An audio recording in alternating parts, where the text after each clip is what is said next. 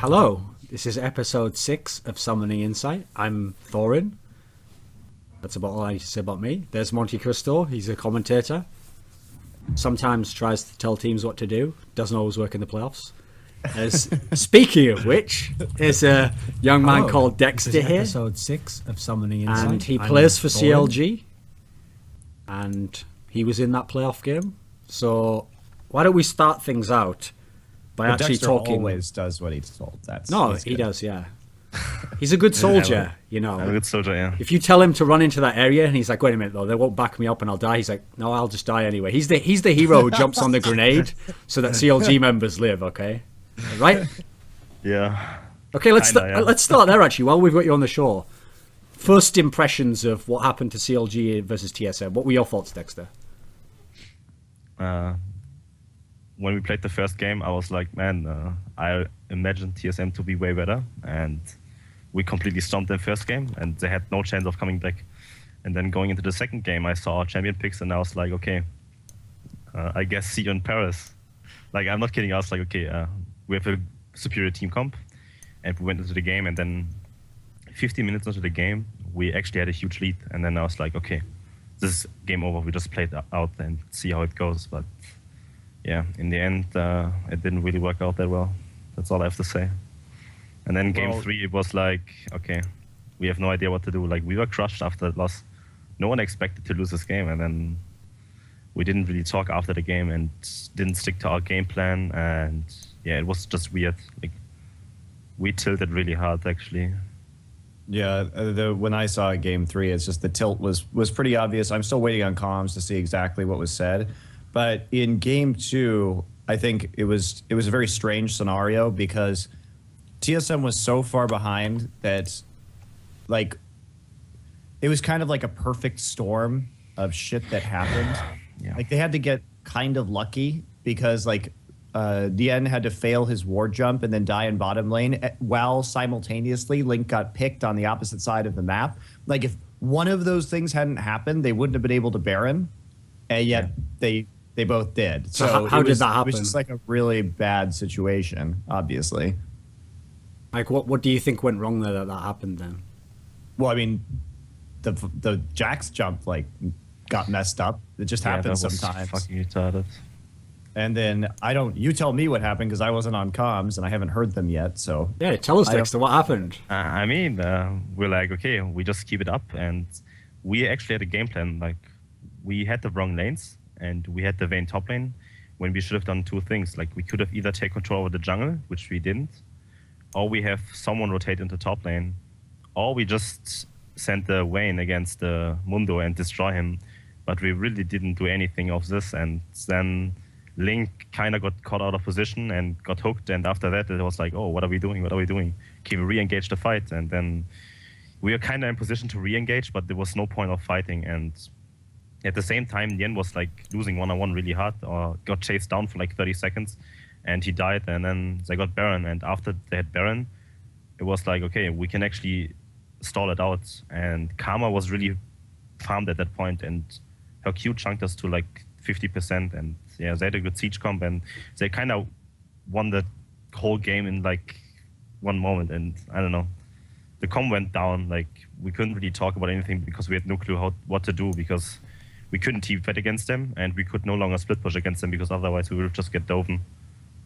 Okay, for anyone who's not German, when he says Wayne, he means Vayne. Like, they think that Vayne. They think that movie Wayne's World is about like the AD carry champion, like the Night Stalker hanging around with Garth, you know. Yeah. I'm just saying because I noticed like Candy Panda and them do it every time as well. Okay. Just a translation there for our cross-continental friends. Okay, I make fun of him about it all the time. So okay, this is a good topic to go into, is TSM actually, because secret insider info for all you fans out there. We actually recorded an episode with Dexter that never came out due to technical problems. And it was all about TSM, and we all went in on it. It was a really good episode. Yeah, even too. worse. Never Monty know gave what all we these said. controversial opinions. He said some shit that was raw, and it never came out. So sadly, first of all, half of that shit like came true anyway. So it's even worse when like you make a prediction, then you don't even get the credit for it, because it's like everyone's going to be like, well, obviously they're the best now. What the fuck are you talking about? But yeah, we had some good stuff. So I want to go into some of those topics that we kind of went into on that. Now that you saw TSM beat CLG and then lose really badly to Cloud9, when we did the show before, TSM was still like right near the top and they were challenging to maybe be the best team in the whole season.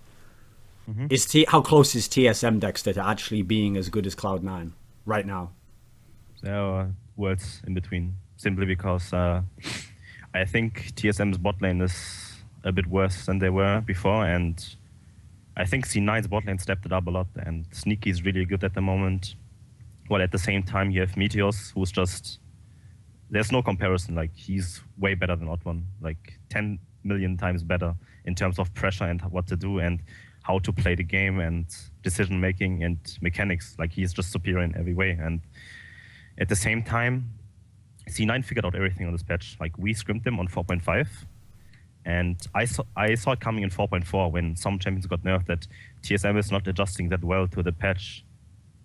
And then 4.5 hit, and I was like, okay, TSM, if they don't scrim C9, they have no clue what to do.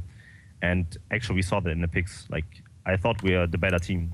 Even when we lost, I think we still were the better team. But, I mean, we can't really prove it. But, yeah, I think signature champions just got nerfed and were disabled. For example, Gragas. Gragas always had a huge part in TSM's success, and it won them many games. At the same time, Jörgsen wasn't really destroying people in one-on-one anymore. So, yeah, it just evening out pretty much. While at the same time, C9 just is like, they got way better in rotations too. Yeah, that's I think that's the difference, is the shot calling on Cloud9 is just vastly superior to that of TSM. Their in-game decision-making is significantly stronger. And that's why, I mean, I think ours is better too, generally speaking.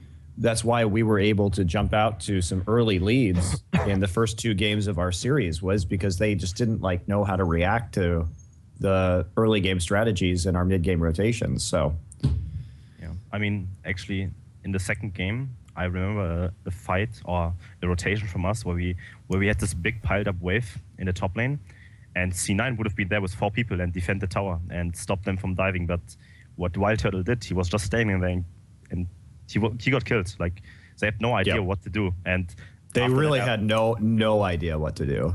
And the thing is, we repeated this scenario like multiple times in scrims, and if this ever happens in a scrim against C9, that one of our team member dies alone there at top lane, the game is over. We have to surrender this, because the advantage they get out of it is so huge that we can't really come back again. And yeah, I'm really surprised that they had no idea how to handle 1-on-2 and wave control, because they didn't know what to do. And yeah, like I said, a good team would have been there with 3 people to defend or either dive on the opposite of the map. If we actually talk about the TSM roster then, like, first things that people will want us to talk about is this news about Xpecial, where it's possible he's going to be out permanently. Maybe he'll get back in through this trial period. Maybe this attitude thing gets figured out. When you heard, obviously not on a personal level, but when you heard, okay, TSM might kick out their all-star support, wasn't there a part of you like, cheers, Reggie? Thanks, mate. Well, at one time I was like, okay, he probably has a reason for it, and I can see why he did it, because maybe he's just not right for a team environment and he got really passive-aggressive with some stuff. And at the same time, I was like, okay, this is, like, if you kick Xpecial, like a playmaker support lane in that meta who actually is really, really good in terms of mechanics and has decent shot calling, I was like, okay, that's your top 2 is gone right there. And what are you going to do now? There's no support talent in NA. Who are you going to take? Well, that was like my first thought, and I was like, no, I have no idea. Also, it's important to know that he's been benched conveniently during the off season so that they can unbench him like by the time the season rolls around. This is just an in-house, like, what, he's benched from scrims when there's no season? Okay, like, what does that actually mean? And I think it's more of a symbolic gesture right now, just so that they'll say, hey, take a look at your attitude, and then give him his position back if it improves, while, you know, hoping that it does improve by the time the actual split starts. That's the thing. What Dexter said, though, is I think the key point here. If they really are considering removing him, okay, even if it's for attitude reasons, the real problem is you're not judging the perfect special weighed up against the special that you have now. That's not what is being judged. What you're judging is the special you have now, if that's all you have the option between, and whoever the next best support you can get is. And if that supports some NA... Mythy probably is probably the best support they could get besides special. I think so too. Like, yeah, sure, but I don't think that'll happen though. That won't happen. I And can't see it happening. So that's the real problem, is that X-Special is like invaluable. If anything, he has all the leverage in this scenario. I mean, I think that's why you see this move like this. If it was really true that his attitude was super bad, the difference is, okay, when they kicked out Chaos, even trying someone else out, Chaos wasn't like some all-star super-duper AD carry god who like was irreplaceable, you know. They knew like, okay, maybe the person we get won't be as good immediately, but it's worth a try if his attitude's really detrimental, you know. Whereas you can't say the same about X-Special, right?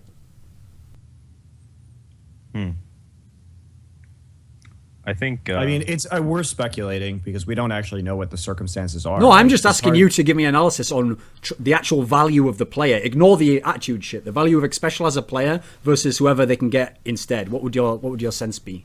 I think Mythy is a perfectly acceptable substitute for X-Special. He may even be better in the long run. Maybe. Yeah.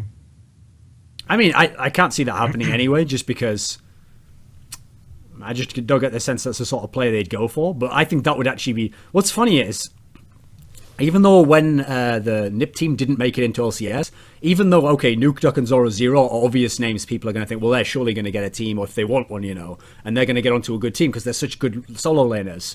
But actually, the first person I was worried about was I thought about Mythy, because all these teams in EU and NA who complain like, oh, we can't find a real shot caller and we can't find anyone who can like lead the bot lane. This is a guy who can do all that stuff. Yeah, maybe he chokes in big games, maybe he has problems, but he has like one quality that's really valuable. And if we've seen from like the N-rateds or the eliminations of this world, it's like the mad skills don't necessarily have to be there if they have that really super valuable quality that other players don't have, right?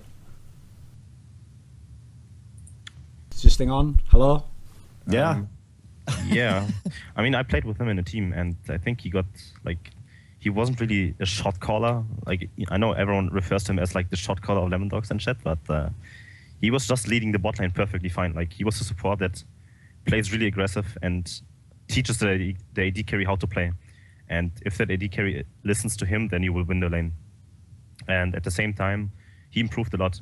I actually talked to him after the whole thing at the promotion tournament, and he got a lot better. And other people say too that Mythy is like the best support probably that is available. Like, even if you don't see the results from NIP, but like individually, he is probably the best mechanical support that is available. And yeah, I think he is way better than other LCS supports too. Even ignoring shot calling, I think the key thing you said there was the idea that like he makes his AD carry better than they were before. Well, just think of the number of teams even in Europe who could use that. Imagine putting him on Super Hot Crew with Mr. Alice, or putting him on to Copenhagen Wolves with Forgiven. I reckon instantly those teams like jump up 1 or 2 spots, right? I think he would want to play with Forgiven, I think. And yeah, I think having an actually good support at the bot lane would make them incredibly strong, yeah. And maybe jump up 1 or 2 places. So I thought of a good question actually to do with Nip getting knocked out, which was that... let me think. Okay, it was Tabs, I think. Wasn't it Tabs who made the post where he explained that the reason why he thought Lemon Dogs were on top in the summer split was that you won nearly all your lanes, so you had all the strong laners, and then you just did 1-3-1 style, and you just won like that, basically. And you had the jungler mid-synergy, that was it. Like, you had this one style, but that's the style everyone played back then, and it worked, and you just beat everyone. And everyone else, in theory, had, like, each team had one thing that they were slightly weaker in than maybe now. Wasn't that basically the same shit that Nip tried to run now, but in the modern day, not a year ago? Well, the thing is, what's most important is about the snowboard lane transitioned well, like way harder into win than it does now, because the snowball effect was just bigger, and Dragon and everything gave more gold, and a kill in lane meant the lane is over. Like, especially in mid lane, the way it worked in mid lane. If you have a even matchup or something with the way DFG and Assassins worked, and people only played Assassins with lane. Like, it was the Z, Ari, and whatever meta. So yeah, it was like, if you get 1 kill, the game, like, the lane is over pretty much, and you can't really do anything against it.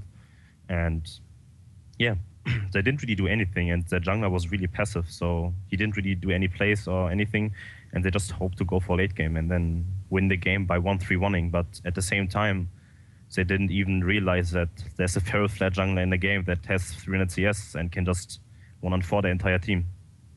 So it was just like, I don't know, poor adaptation to the patch. And this 1-3-1 doesn't work anymore properly.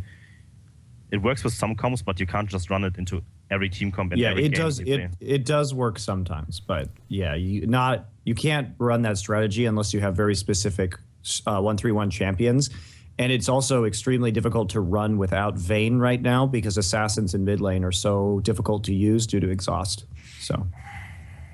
So when Dexter was answering how close CLG, C9 and TSM are, and he made this comment that he said that Meteos is like better in almost every respect than the Odd One, like it's significantly better. There's something I want to talk about because we'll do a little bit of the TSM stuff now that we should have done in our episode we never got to do before. Yeah. If we talk about some of the players, like since Dexter's a jungler, give me your thoughts on the Odd One right now in TSM. Not in the past, not before. Like what is the Odd One like right this second in TSM? How good is he? What are his strengths? What are his weaknesses? I think he's pretty underwhelming at the moment. Like I think in playoffs he really played bad and didn't have any impact in the games. And he was not the reason why they got slight advantage or anything. He had a very limited champion pool. He can only play like 2 champions, and it was like Nocturne and Xinsao. And other than that, he doesn't play good Kha'Zix. His Lee Sin is non-existent. He doesn't play it, and I think Elise was nerfed, so he didn't know if Elise is good, and he didn't play it. So at the same time, yeah.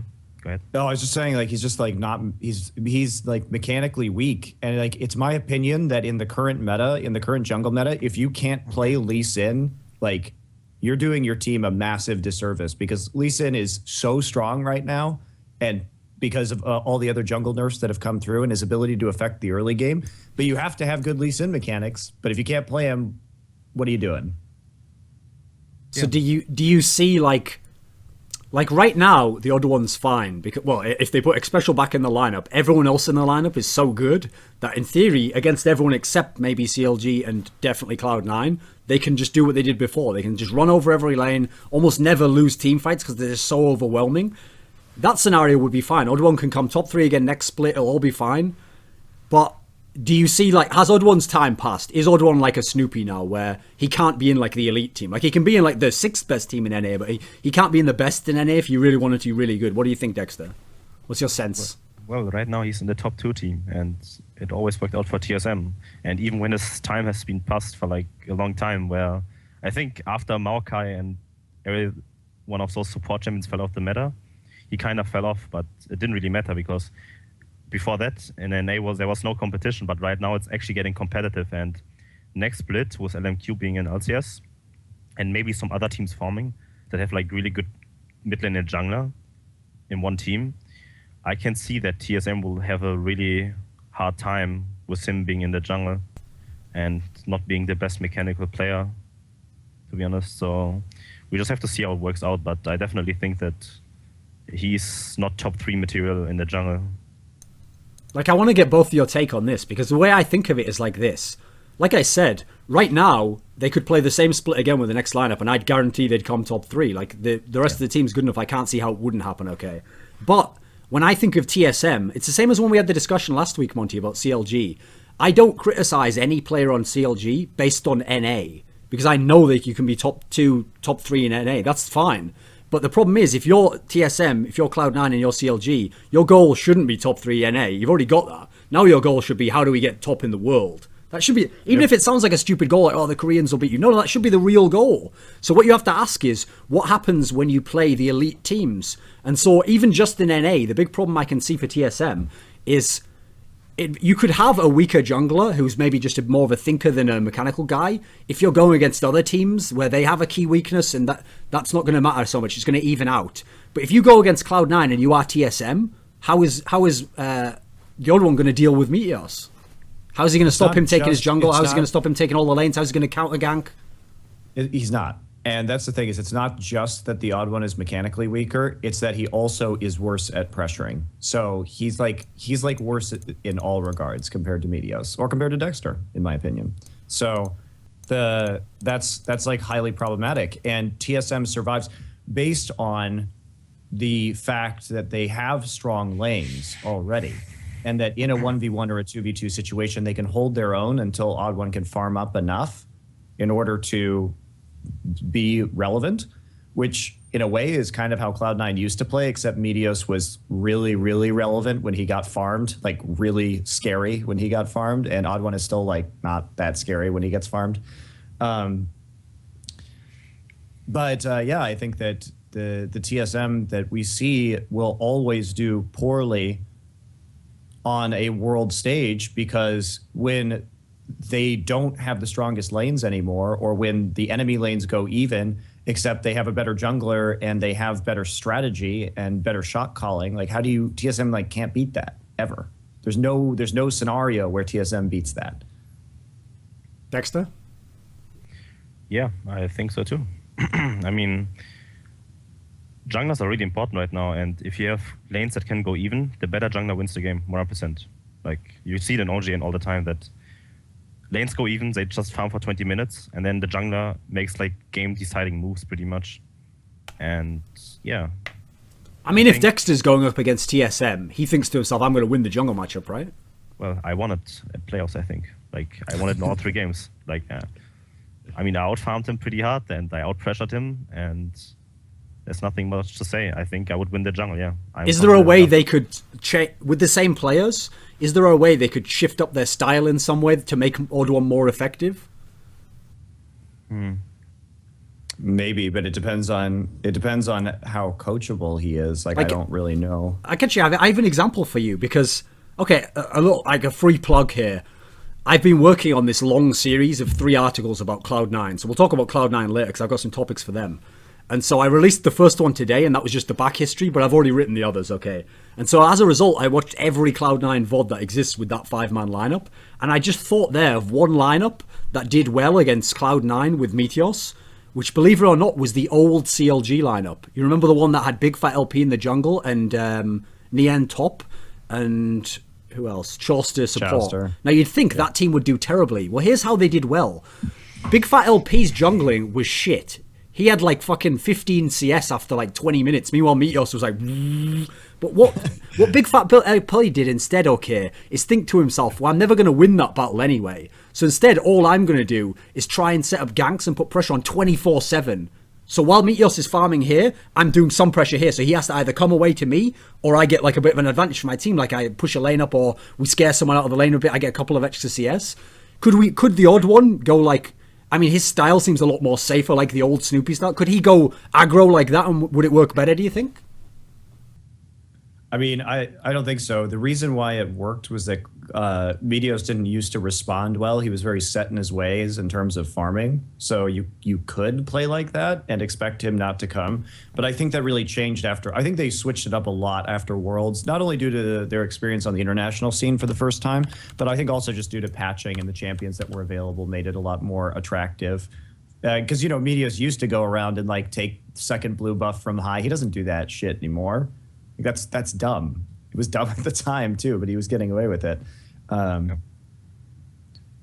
So yeah, I think that maybe he could put more pressure on the lanes. He could just camp 24/7, but at the same time, it's really easy to realize he's doing that. And one ward, and he'll be sitting in a lane for 90 seconds waiting for something to happen, and no one is falling into it. Meanwhile, your jungler is farming. There's just, I don't know. It's risky. It's for sure. Okay, actually, let's talk about C9 for a bit then, because I've got some topics leading off that I thought were interesting. Like when we were talking last week, and you made this statement, Monty, about like, oh, they had the best macro strategy in NA and like in general, like the NA teams are ahead. Actually, you can see with C9, it's not even like something they've developed. Like CLG have developed it recently when you've become their coach and you've got a better roster that can do what you say, basically. But C9 had this all the way back in the split they first dominated. Like I noticed every single game that C9 was losing, they could be losing in kills and even down gold, and they would still find a way to get totally uncontested dragons. Or say the enemy like killed someone and started pushing that tower, they would instantly send like 3 or 4 to another tower on the other side of the map and just get an even tower immediately. Like there was no time needed to decide what we're going to do. They just instantly knew to do it. They're like the sirens, man. They bait you and outsmart you. It's true. Like what the sirens wanted to be, at least. Like, they're good. They're very good at controlling map pressure. They're very good at finding very small opportunities to exploit objectives. They have good shot calling. They really do. When you talk about shot calling, though, that was the interesting thing. When I did my research looking for answers from interviews from all of them, what makes their shot calling good, as far as I can tell, is that they don't have one shot caller, yet they use the strength of everyone in the team. So before the game, Lemonation watches games and prepares to pick bans, okay, and decides some of those things. Then in the game, High calls all the shot calling, except when it's like buffs, Baron and Dragon. Then Meteos takes over and he has the final say on those. And so all you're doing is every person knows actually what their role is. Like Meteos, if High says like, oh, push mid now, we're going to go to... Meteos isn't going to be like, no, don't do that, because he knows his job is just buffs, dragons, and that. But if he says that, then you know immediately to counteract what High... So it's actually a really clever system in mind. Like, is there anyone else in NA that you know of? Like, how does CLG work in that sense? Do you have the one guy who calls it all? Do you have one person for the early game, one for that? How does it work in that sense?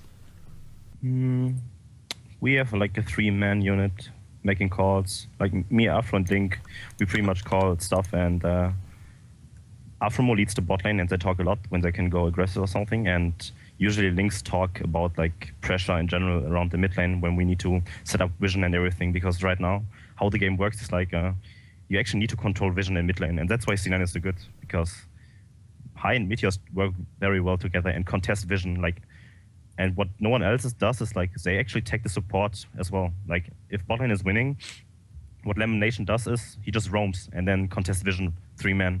And if that happens and you lose control of mid lane, then it's like, okay, you're behind and you have to play a reactive style, whereas they decide what they want to do. They play aggressively in the way that if Lemonation starts roaming, they force you to react to it, because Sneaky will just be playing passively in a lane by himself and farming. And it's, you know, they dare you a little bit. Well, you need to like all in Sneaky right now. Otherwise the roaming support is going to get some sort of advantage somewhere else on the map. And they'll continually do things like that. They'll force you to react to their strategy, which is what good teams do over and over and over again. And eventually you'll make a mistake and they'll get an advantage out of it. And worst case scenario, a lot of the time they go even. Okay, so we all in Sneakied in the bot lane. Well, there's a roaming support that may kill your mid. So maybe one team will get a kill, maybe neither team will, maybe both teams will. But either way, by having that kind of, by forcing your strategy on your opponent, you're waiting for an advantage. And it's more likely that you're going to succeed because the other team has to think about what you're doing and then create a plan in response, as opposed to them just knowing what's going to happen already. So it's good. It also depends on the picks. Like if you see what Lemonation picks, he picks level 1 champions. Like he doesn't really play champions that are not good level 1, and neither does Sneaky. Like Sneaky plays Graves, Corki, and Lucian, and all of those 3 champions are really good. So they don't play anything else because they know that if they can get an advantage at level 1, they know how to push it. Like I played scrims against them, and when we lost level 1, we had to surrender kind of, because they took 3 buffs. They had the better level 1 and they just contested our buff, while we had like some champions that were not so good level 1, and they just ran in with a empowered Karma Q dealing 150 damage, or a Morg binding that lasts for like forever.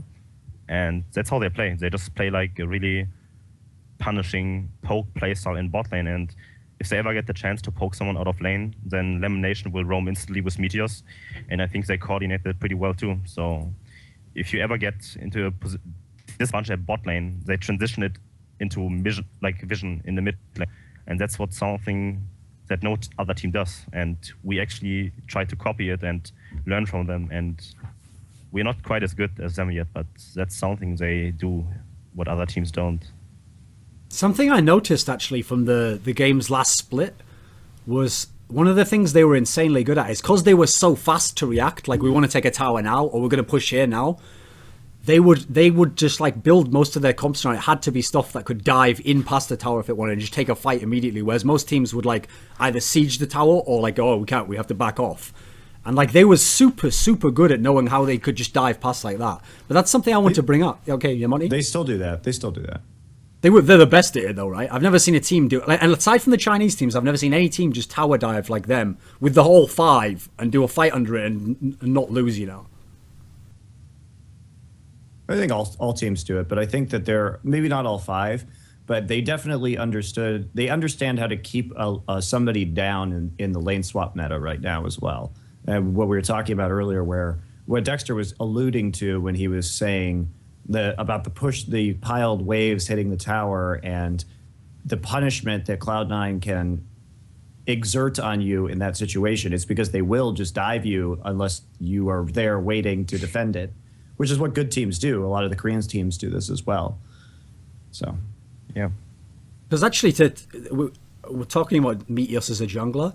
Another thing that was interesting was part of their dive style in the last split was just that Meteos was always going tank. He was always going like Zac or Nasus or something like that. And so, it was very rare he'd go Lee Sin or something. So as a result, he's on these champions where he can just engage right into you, and then the teamfight can come to you no matter where it is.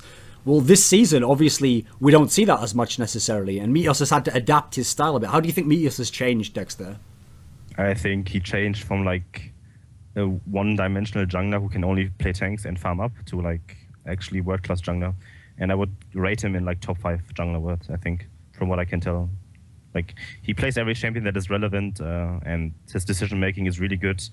And if you gank a lane, he will take advantage of it on the other side of the map instantly. Like, he doesn't really hesitate in his decisions, and it's pretty good how he plays. And I learned a lot from him, actually. Like, I wouldn't have learned anything playing in Europe, like maybe, but I learned so much in like 2 weeks of playing against him in preparation for playoffs that I could say that, yeah, he is actually way better than me at the moment. Monty? I think he's a very good jungler. I think that he's been recognized by many of his jungling peers. I mean, Insec from the KT Bullets did an interview with ESGN recently where Insec said that he thinks that Meteos is one of the top junglers, and that's it, man. He's been recognized by the Koreans now too. They really like Meteos. They really like Diamond. I think he's top. He's tops. And I used to be harsh on him because I didn't think his style was good for his team, but it's changed a lot, and I think he's really grown. Well, that was kind of the key thing, was that of all the like Western talents, like when you put someone up as a Western name, like a Doublelift or somebody, and you try to say, let's put him against the absolute best at his position in China or Korea, okay.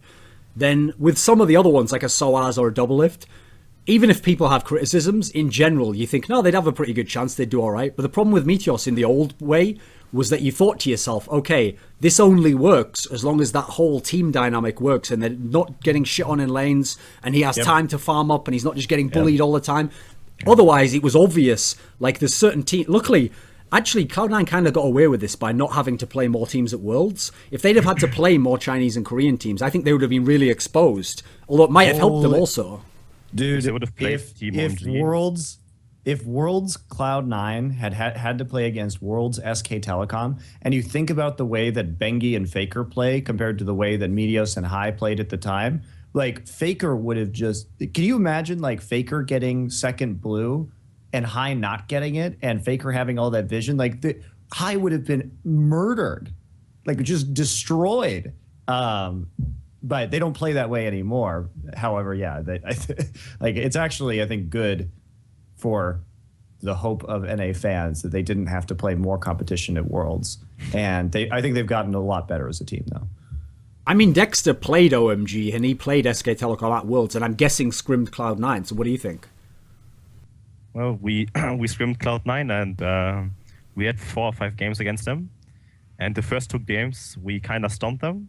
And because they weren't used to our style, and like that, we actually have really good laners, and we just won the games through laning. And the other games were pretty evened out, actually, I think. So playing against them was like, okay, if your lanes don't win, and you just wait and play passive and let them farm up, then you will lose the game eventually, simply because they have a jungler that is incredibly tanky and farmed, and you have a support jungler that has 2 items and doesn't do anything. Oh yeah, and you played OMG and SK Telecom, so you know what it's like to play them. Shadow Box the 2, how would it have gone for you? What do you think? If Meteos played versus Bengi or played versus Lovelin at that tournament, not now.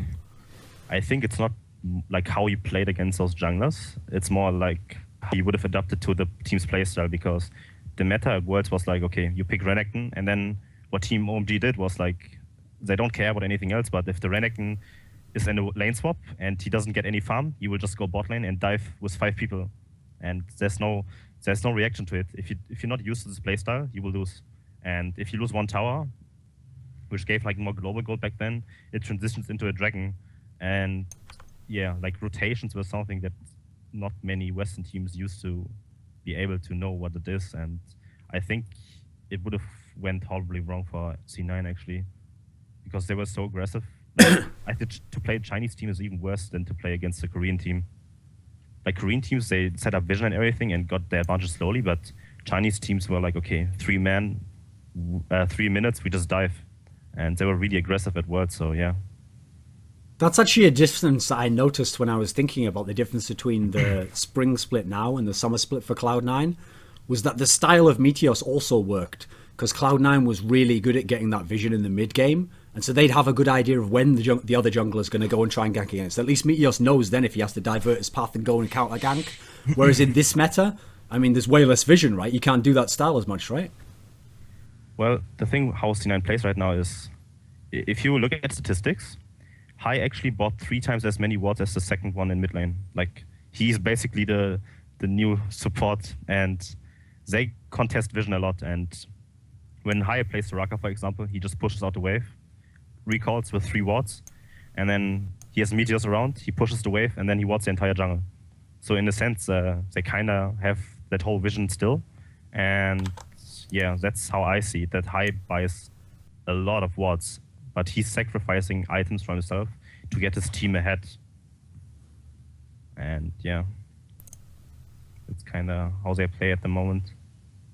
But part of the reason why I brought up the thing about, like, if you were ranking the best of the Western stars, is that now it's a legitimate discussion. You could really say now, if you put Meteos, and obviously his team has to do well, up against the top 4 junglers in the world, he wouldn't get destroyed. He'd do well against some, the right style. He'd maybe beat some, he'd lose to some. It'd be more based on actually how well his team does. It wouldn't be him now who'd be the one holding him back, right? Yeah, he would do fine. I'm really depressed we're not going to be able to see the full Cloud9 at All-Stars, just because I think this patch is so good for them and that they are really smart about how they play on this patch. And I think they would have done really well, actually. Yeah. That news, the reason why that news was so depressing to me was that, okay, it's not like we're just missing one tournament with Cloud9. Unfortunately, Cloud9's been in this mad situation where they've played 4 times at international occasions, okay? And I think they've played something like, okay, they played Fnatic, Gambit, Taipei Assassins, World Elite. Let me think. That's it. They've played 14. They've played 4 international teams ever, despite playing at 4 different tournaments. That fucking sucks. That's not even one Worlds right there. That's not even one Worlds group. And they haven't ever played against a Korean team. And even though they'd be playing against TPA and Fnatic again, but the thing about the All-Star tournament is this is the first good format that Riot has ever used. And so it's like a round robin. Yep. And they would have had a chance to play against teams like OMG and SK Telecom. I think that would have been great. Also, like, make no mistake, OMG now is way better than World Elite was at that IEM. That wasn't like China's best team and then C9 just rolled them. Like, come on. Yeah, Chinese teams are still really funny, though, in terms of their play style and their lack of warding and their refusal to actually split push when split pushing is the best strategy. And they still do that weird thing where they repeatedly team fight. And OMG is far better at rotating than most of the Chinese teams, but also because no one else does it and there's such little resistance, it's really difficult to see because they always get their way strategically because nobody responds appropriately. So it'll be really fascinating to see how they do it at All-Stars, actually. Because they will actually have resistance at All-Stars, and it's about the adaptation after that. Plus, one of the things people don't know is that, unless I'm mistaken, I think Taipei Assassins just got a new jungler. Yeah, well, wins from the Taipei Snipers. He played on Gamma Bears at Worlds this last year. I mean, that's what I mean, though. That could be a potential upgrade. So it's not like it's going to be the same TPA that we saw. It's definitely an upgrade. Because if you remember, the TPA that we saw in IEM was where everyone was saying, oh, it's their mid laner and nothing else. You know, it's like a one-man team. Whereas now, in theory, they're improved since then. So every team except basically SK Telecom would be like at their peak, ideally, for this tournament, right? Well, yeah, pretty much. And then SK Telecom is randomly there because because of the horrible idea that Riot had for it's really sad that they actually, like, I would have liked to see Samsung going to the tournament right now in their current form. Yeah. They would have completely dismantled all teams in 30 minutes. Like, yeah, Samsung Ozone would. I mean, that's a team that's also adapted really well, and Samsung Ozone has the best vision and control of any team in the world at the moment. Yeah, and the number of wards they get is insane on the map. I mean, here's the stupid thing: it's not like someone came in with a gun, to someone at Riot's office and said, like, you must put the team who has the most circuit points in for Korea. Like, okay, whatever you say, I'll just type that out. It was their choice as to how it was decided who would go. Okay, so Korea's season hasn't ended. The obvious choice to me would be something like, when you get to this point now, okay, we're in the semi-finals now. We know the 4 teams who are left. Why not have them play like a one-day qualifier where they just play each other and then the winner goes and represents Korea? Right? Or, and to be frank, it was clear that Riot didn't even know like what the possible scenarios were, because when they announced All-Stars, I had to email OGN and find out what stage of the tournament would be completed by All-Stars to figure out if it was even possible if another team besides SK Telecom T1K was going to go. And actually, you know what's funny is that one of those situations, now that I think about it, one of those situations might occur because we have the semifinals tomorrow, and the one condition for SK Telecom T1K going to All-Stars based on circuit points was that they dropped out. Nope, they got to the quarterfinals, so they actually got enough points, I think, to surpass. I'm going to check real quick. But basically it was like K doesn't exit groups, and then Ozone makes the finals, thereby guaranteeing themselves a circuit point lead. So that was like the one scenario where the circuit points would have like changed. Oh, by the way, Monty, I don't want to start any conspiracy theories, just remember, okay? We won't go too deep on that, but that's another reason why it's positive that K got out of the groups instead of S. Because now K can go here, win 50 grand and beat everyone. Just saying, we're just putting that out there. Let it drift away, Monty. Don't grab onto it. Don't get taken down by me and my evil anti-Kesper machinations. Just keep distance. Wait. Actually, no. SK Telecom K got 40 points for their placing in NLB, and Samsung Ozone at 225. So basically, if they make the finals, they will have a minimum of 450 points, whereas SK Telecom T1K has 440 points. So actually, if Samsung Ozone wins tomorrow, they are guaranteed more circuit points by the time All-Star starts, and so it should actually be Ozone going to All-Stars. I'm just going to put that out there. That's actually pretty shocking. So they could have got it wrong? What has to happen, did you say, for it to be Ozone? Ozone has to win tomorrow. So basically, here it is. It's going to be fucked then. Here it is. Okay. K got 400 points for winning the last season of OGN. Samsung Ozone got 225 points for placing second. Okay? You following me? SK Telecom T1K was just knocked out in the round of 4 in NLB. And this guarantees them 40 to 50 points in NLB, depending on the third place game.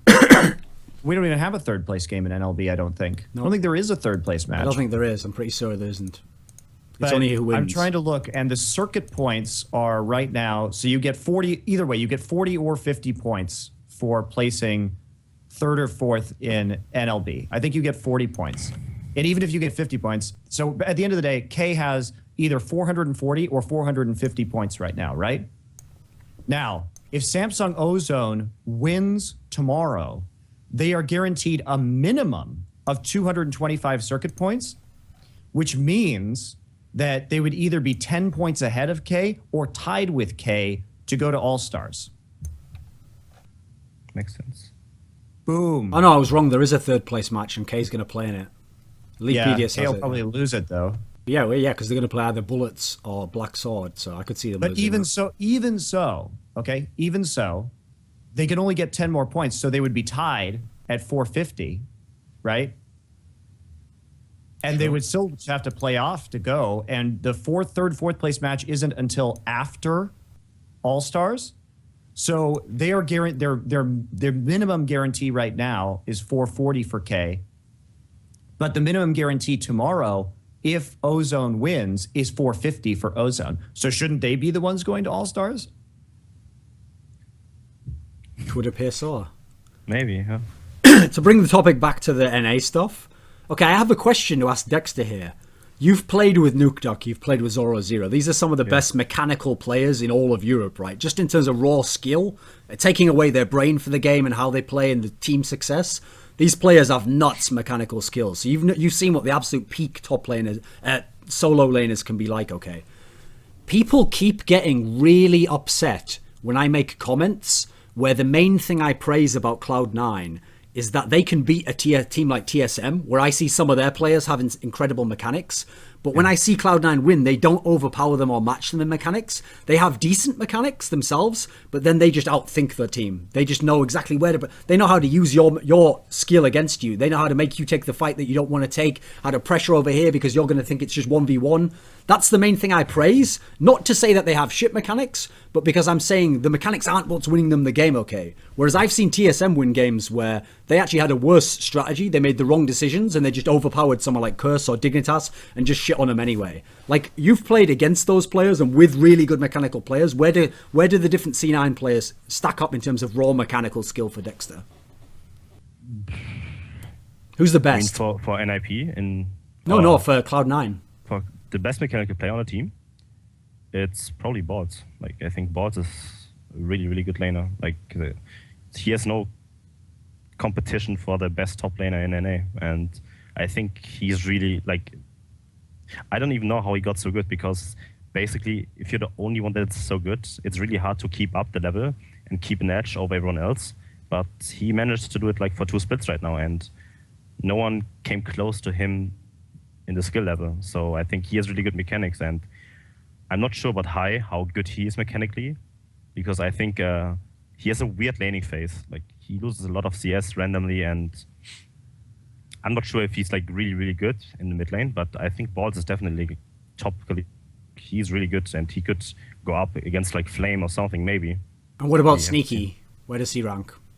He's really good. Like, his mechanics, top notch. Like, I think he's tied with Double for like, and Turtle for like mechanics. I think they're both, like, both of the 3 ADKs are incredibly good, and he got a lot better. I mean, he played solo queue. He wasn't that good before in the last split. He was like a second support, but out of nothing, he just played solo queue. He got rank 1. He has another account in the top 10, and right now he's incredibly good. Like, his Lucian mechanics are really, really good, and he completely destroyed us in scrims 1-on-5 sometimes. Monty, I get the sense that you don't think that Sneaky is mechanically identical to Wild Turtle and Doublelift. Am I wrong? I mean, I think he is a little worse personally, but I think he's more of a role player on Cloud9, but he fits very well with the team. Here's the thing people don't understand. Everyone who gets mad about us saying that a player is mechanically weaker than the absolute best mechanical player in that one dimension doesn't seem to understand they're the one who's overvaluing mechanics. Because I'm not saying Sneaky's a bad player. I think he's the best player they could have in their team. In fact, when I was trying to think of an analog for Sneaky, I actually think I have a good one that people are going to hate, okay?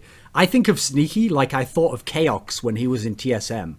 he didn't have the super sick mechanics where he's going to like outplay the other guy 1v1 every time and get the kill in the trade where he has slightly less health. That's not what he's going to do. But Kaox very rarely lost lane, very rarely did a huge fuck up that cost his team. Team fought well, got the kills in the team fights when other people were doing the damage and he did the last hits. Within his team, he knew exactly what to do. That was the key thing. The Sneaky looks really good because he was just really good at fighting, but he's not the sort of fighting where he's just going in ham and then he's just killing everyone left, right and center. It's the sort where he's like, he knows the limits of his skill set and he never tries to step out of that. He always tries to stay within that little comfort circle and be like, okay, this is as much as I can do. I just do that within my team's concept. Thoughts? I think he has shifted away from that mentality. I think he can actually take over. Like, the way AD carries are being played right now, I mean, Lucian is really good, right? And he can play everything. Like, he can play what the team needs. And he's not longer like a Zyra Ashe or Zyra Varus player where he just has like a really strong laning phase and just goes even. He actually wins his lane now and can contribute to like a lot of things. So yeah, I think he got better a lot and can just fit his team perfectly fine. I'm not sure if like he's the Kaox of TSM, but yeah, it's really hard to compare them. I mean, let's put it this way. Okay, yeah, Monty? It's just a very different situation. By the way, I just wanted to interject real quick that in regards to the All-Star stuff with the circuit points for Korea, the cutoff date was April 25th. So basically, they cut it off a few days ago before the semis, so that it's definitely SK Telecom. K should be going due to the system. I still think the system is dumb for this reason, but I've got a better reason. Here's why the system's dumb as well. Let's imagine that they hadn't put the cutoff date, okay? And so what MonteCristo says here is right. Ozone's going to go instead. And in fact, we would all three of us right now would agree if we had to pick the team to go, we'd pick Ozone because we think they're the strongest. Here's the problem. No, but here's the problem. They're not qualifying based on being the strongest now. They're qualifying off when they weren't the strongest and they had that bullshit easy bracket. So again, the system doesn't work. Because what if Ozone hadn't have been in that side of the bracket and instead Shield had got to the final that season? Now Shield would be going instead. Well, yep. Without being the best again. So it's not like... Potentially, yeah. You have to remember, just because a system at the end gets the answer you want, doesn't mean the process was correct that got there. That's all I'm saying, you know. So for next year, we'd rather a system where they really did try to find the best Korean team, especially bearing in mind you're putting them up against the teams who definitely are the best in the other regions. So you've got to make it fair. Yeah, that's what's so... I don't know. I agree. I think they should have just sucked it up and had a qualifier. That's what I think. And the thing is, people are going to think to themselves, well, because of the Korean system of like OGN having weeks between games and they're also practiced on focus, how are they going to like get aside from that? No, just remember WCG qualifier. That was like thrown together in a week. Every top team went, played the games. It was all done in like 3 days, and then you had the champion. Koreans are super workmanlike in that sense. They'll just get to whatever you tell them to do in that sense, you know. Also, the thing about Korea is everybody lives in Seoul, so it's so easy. Right? You know where all the pro teams are. They only live in one city. Like, we're all here together. So it's really easy just to be like, hey, we're setting up this qualifier. We're going to need you on Wednesday. Show up. And they're like, yeah, we want to compete internationally. Let's go. And it doesn't require a lot of planning. Yeah, I guess. Oh, another thing, on the sneaky point, before I forget this, because this is something I wanted to get both of your take on. The reason why I make that analogy like that is because... there's another reason. I think the reason with the Kaox thing as well is people are going to think to themselves, oh, well, of course, Kaox sucks now. He was only carried by Xpecial and TSM and all that shit, which can't be true, okay? Because every great team in history, no one is carried in those teams, okay? Maybe one player is the star and one is the support and one is just a role player and one only does this one task here. The difference is, though, they all have to do that one thing, though. Even if one guy's role is very simple, it's like fucking Game of Thrones. Like, he had one job. As long as he does that one job, then he's doing his job, you know, it's all working out okay. So the point is, if you take Kaox and you put him on TSM, they're a really good team. If you take Kaox and put him onto Coast or put him onto, put him onto Curse, then no, I don't think Kaox would be some all-star level AD carry. And I think having a weaker support would definitely damage him. Now, this is what I want to ask you on this line with Sneaky. So within the context of how C9 works, Sneaky does his role amazingly and their team really works well. But if you took Sneaky now and tomorrow he wakes up and he's playing for Coast and Daydreaming is his support player, Is Sneaky gonna wreck everyone like Dexter's saying and does on solo queue? I think they would do better. Yeah, I think they would actually. No. Would Sneaky be wrecking like a double lift, like a wild turtle? Would he destroying everyone? It doesn't work. Like if you would put the support player on the team, then if the support player is really good, he would probably wreck bot lane because all the action is going out from the support, and the AD carry isn't really initiating fights or anything. So if the support is not up to his level, then there's not much you can do as an AD carry in the lane, because you simply get outclassed on the like for example, you have champions like Thresh or like Annie, for example, that just initiate every fight. Then it's okay, but you can't really. It's really hard to judge like how good he would be, because it's all depending on how good the support is. Like you're only as strong as your weakest link, right? And if you're only 2 people on the bot lane, then you're. Well, I have an example for Dexter here. So when Tabs was in Lemon Dogs, Tabs was the best AD carry in Europe, or the most effective AD carry, or the most successful, whatever you want to say was the line. In the summer split, he was the best. Now we put Tabs onto Alliance. Now I think it's pretty debatable, right? Maybe not the support that's as ideal for him, doesn't work as well, synergy isn't there as much. What do you think? I think still a very good AD carry, but not that level, right?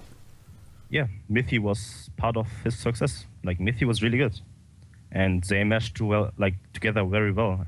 And I don't think Nif is that good in comparison to Mithy in terms of lane pressure. But I definitely think that Tubbs is still out there. But others just got better. Like, for example, you have Forgiven and Mr. Alice, who are just doing fine. But at the same time, they have weak supports too. Sure, yeah.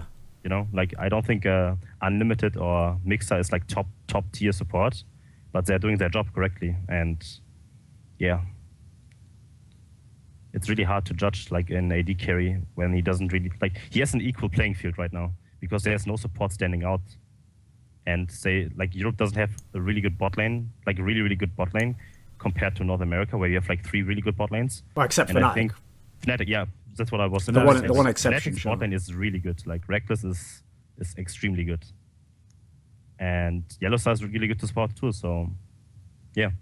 Because whenever you talk about that topic of mechanics, which is a really touchy area, because what happens is as far as I can tell, I've honestly tried to look at fans' opinions and think, how did they come to this conclusion? And what I've noticed happens is fans think if you say a player isn't the best mechanically, that you're saying he sucks, which isn't the same whatsoever. Cloud Templar. One time I said Diamond Prox wasn't as mechanically good as some top tier Korean junglers, and people got so bad. I was like, whoa, didn't say he was bad. I just said he was an insect. Hold your horses. Here's the example though. I'll give you an example. Cloud Templar is one of the best junglers of all time. His impact on a game was amazing. He's sort of like an N-rated of jungle, okay? Results. Yeah. He's like an N-rated of jungle, okay? You're not just looking at his individual game to judge him as a player. You're seeing what does he do for the team, and what does he do with this player, and how does he synergize with that player. Amazing, amazing player. Mechanically quite weak, especially compared to the insect, the dandy. He's not even in the same league as those players. No, but I'm not saying they suck. But here's the thing. The reason why people get confused is because they don't want their favorite player on their team to be mechanically weak. They'll look at his results, and if he's in a top team, they refuse to believe it. So the odd one, they'll go fucking ham if you say the odd one is weak in any area, because TSM's winning every game, right? Even worse on Cloud9, because the thing I've noticed on Cloud9 is they'll use this logic of, yeah, but he was top of solo queue, right? You know how many fucking players have been top of NA solo queue? Let me give you an example. When I did my research on Cloud9, when they came into the promotion series for LCS Summer last year, Lemonation was top of solo queue with his one account, then had 2 other accounts in the top 7. Is there anyone here who thinks that Lemonation was the mechanically best player, and he was playing support only, in all of NA during the summer split? To the extent that he was because remember the Wild Turtle example, he had all those accounts in Challenger. Yeah, Lemonation had all these accounts top of the league. No one even thinks he's the best mechanically on his team. Solo queue, maybe Dexter can talk to this. Half the reason, right, why Double Lift, Wild Turtle used to be, why Double Lift, Meteos, Bjergsen aren't number 1 on solo queue is they don't give a fuck about solo queue in terms of being number 1. They just stream and that's it. They're not trying to get to number 1, right? I can talk for Double Lift for Peter, and what he did was he played 40 games of Lucian, and he won 35, and he got to 900 LP. and then he didn't enjoy the game anymore, and he couldn't care less about solo queue. So I think it's like, if you don't give a shit about solo queue, which like most of the people do, and they just do queue to have fun and relax, because like, why would you try hard in solo queue as a pro player if you have to try hard like 6 or 7 hours in scrims every day? There's like, it's really, really hard to keep motivated, and if you have like a bad day or something and you can drop, it's like whatever. But I think it's definitely way easier to be on top of the league as a challenger player than as an LCS player. Yeah, and that's very true. It is easier to stay motivated when solo queue is the only outlet you have to try hard, right? But when I was in the house in February, I mean, Afro and Doublelift spent most of their time with Doublelift duoing with Doublelift playing Thresh and Afro playing Lucian and just like dicking around, like, you know, and it was fine. Like we were doing well in scrims, so I don't really care what they do as long as they're performing in scrims, and I feel like they're taking the game seriously and they deserve some time to relax and everything like that as well. And you know, for all I know, they were learning. Doublelift was learning new things about how Thresh worked in lane and was getting a better feel for supports and being on the other side of the duo lane. But yeah, like it's a very different mentality, you know. So I have a counterpoint for you two that I need you to answer then. So one of the differences, I would say, aside from all the others, between Koreans and Western players is that Western players who are the top pros don't give a fuck about solo queue, okay? They think of it as like, I just jerk off when I'm not playing the game.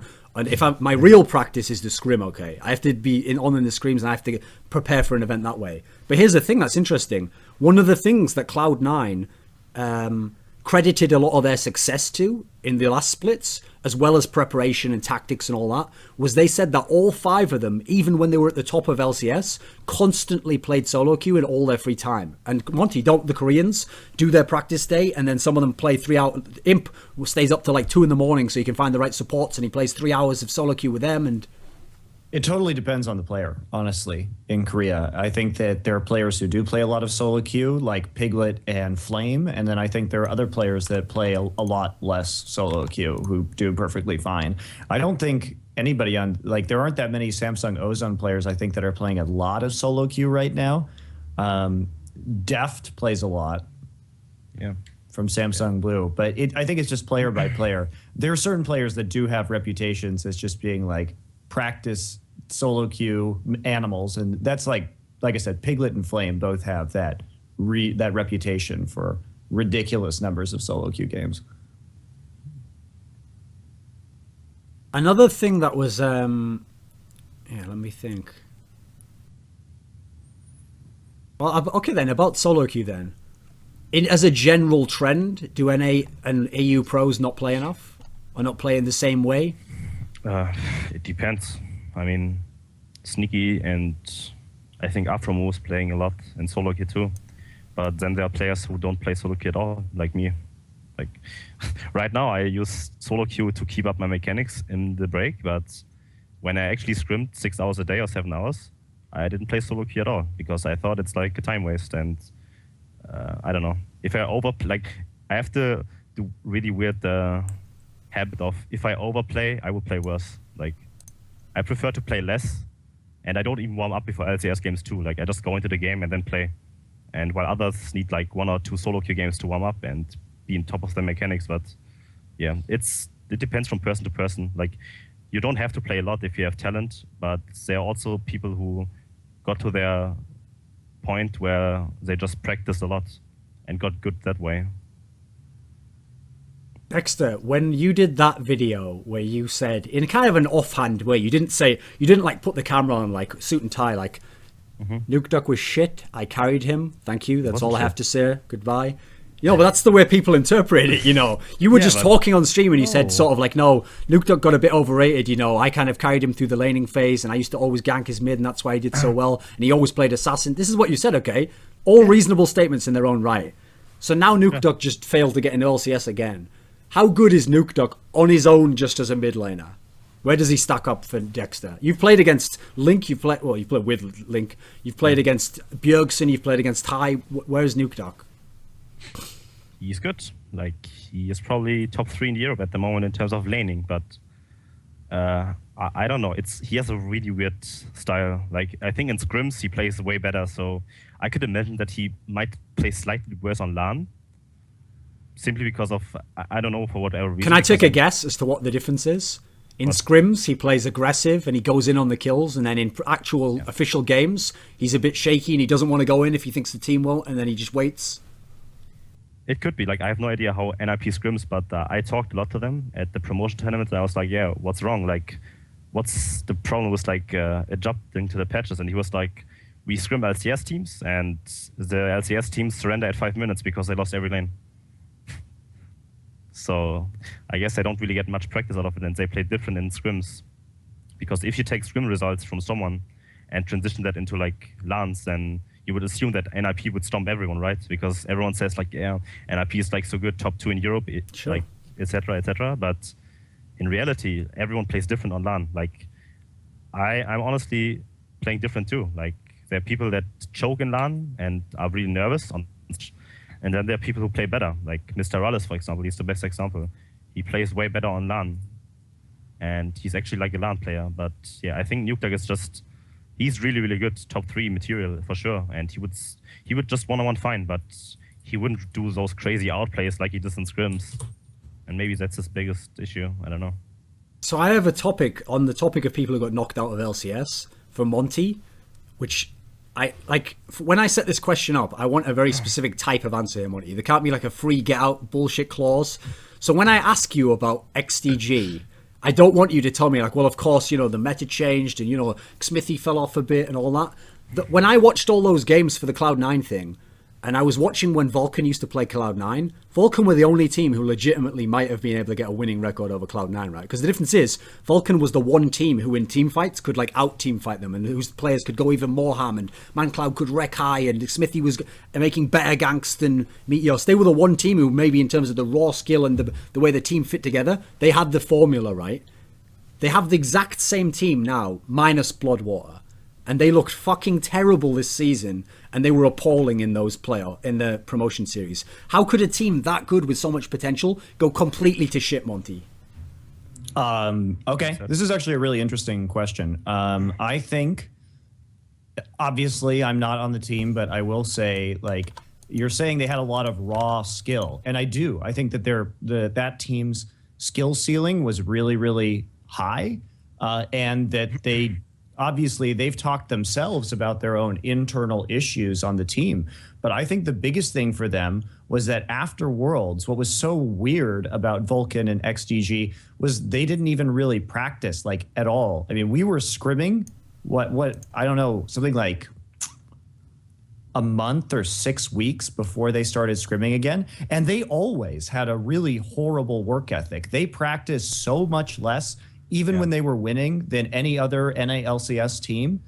And then so you have this team that already has like a poor work ethic, but is winning. And that's kind of like the thing that's holding them together. But if a team like that starts losing, well, then they're lazy and they're losing, and then they're just going to get mad at each other. Probably is what happened. And then that's what happened to Fnatic in their losing streak, right? That's what everyone said was in practice they never used to care, and then when they went on the losing streak, it went to shit until they got it back together. You know, it's really important to have that discipline in a team, and whatever happened. But I can tell you 100% that when all of the other after Worlds, when all of the other teams were back in and scrimming, XDG/Vulcan was like MIA for an additional month. So, I mean, you got to play against them, right, Dexter? Worlds? Yeah. How good were they back then? At Worlds? They were okay, I guess. They were okay. So Smithy was just terrible. Smithy's all right. Yeah. ManCloud. Yeah. Who the fuck's that? I mean, I can't really judge. They weren't impressive. They were like. I think they were okay. They were okay. They were nothing special. They were a good team in NA at that time when NA had no competition but C9 and TSM maybe. But yeah, I think their jungler was good, but he fell off, and they understood they perfectly understood how to play the game pretty much. That you have to camp mid lane, and if mid lane gets ahead, you win the game. So that's what most teams fail to realize. But at Worlds, they were like. Yeah, they were okay. Nothing special, you know. That's what also really confused me about them dropping off, was when I was watching Cloud9 win all those games in those past seasons. They were like, they could beat every single team, right? They had such a versatile style. They could come from behind. They could bulldoze their leads. They could win the even games. Every sort of game they could win. Well, the reason why Vulcan were one of the only teams who could beat them and potentially have won more was Vulcan were probably second best in terms of like basic control of the map and knowing when to go and when to group and fight. So I would have thought that sort of skill, if you transition to now, even if your team was worse, you'd still have an edge, you know. Whereas actually Vulcan now, if you saw them in that promotion series, had nothing there. They were terrible at that. They had no clue when to take a fight. They had no clue when it was going too aggressive, when they were pulled back too much. What was wrong, Monty? I mean, yeah, like it's mental problem. It seemed very much like this mental issue because of how, I mean, I listened to Benny's interview too with Travis about everything that happened. God bless you. Anyway, and Benny's a really nice guy, but he said that there were a lot of issues leading up to the relegations within the team itself, and I think morale was super low. Because here's the thing: is that if you're a team and you're winning, and you're winning with no structure, and then you suddenly go to losing, like trying to enforce a rigid structure when the players like never had that before is difficult, especially when everybody's already tilting because you're losing, and you have this big discrepancy. And I mean, the community was hating them too. Like it must have been really hard for those guys. Yeah. And I don't think that the community's displeasure with XTG due to the like strange management decisions and roster swaps that they made was unjustified. But like, it doesn't make it emotionally easier for the players, and it certainly doesn't help them get back into form. Dexter, I can't let you off on this topic without talking about Xmithy. Because here's a problem, okay? This is why I set up for MonteCristo, that he couldn't just tell me like, well, you know, I think like the communication was a bit off. Maybe they're having a bad day, like some bullshit like that. That's not a real answer. The reason I want to do the same for you, okay? When we talk about Xmithy, in the split before, when he was in Vulcan, his mechanics looked super sick. He looked individually super skilled. Am I wrong there? No, he was good. So how does that get worse? Because here's the problem, okay? I'll give you an example from other games. In Quake or Counter-Strike, if your mechanics are sick, so your aim is incredible, your like timing of when to shoot, that will never leave you. You could become a total idiot and you could totally forget how to play and you could be rubbish at this position and you can't be good enough to get in this team because you choke. But you'll never wake up, Forrest and Get Right will never wake up tomorrow and aim like me when I play Counter-Strike. That'll never happen. Till the end of time, they'll have this godlike aim, okay? So how in League of Legends does someone like Xmithy, so insanely raw skilled, just become like average? How does it happen? Did he? Was he still as strong when you played him just mechanically? I can't, like, I only played 3 games or 2 games against him in LCS. Like, I don't judge players how they play in scrims, because when we scrim, every jungler goes like 10-0 against us because we are really bad in scrims and we just play way different in LCS. But I think he was not very good in LCS, and he did a lot of stuff that was like, okay, why did he do this? And it doesn't make any sense, and his decision making got a lot worse, but his mechanics were still there, you know? He still had like decent mechanics. Like, he didn't really fall off that much, but I just think that his decision making fell off by quite a bit in comparison to when he was at Worlds.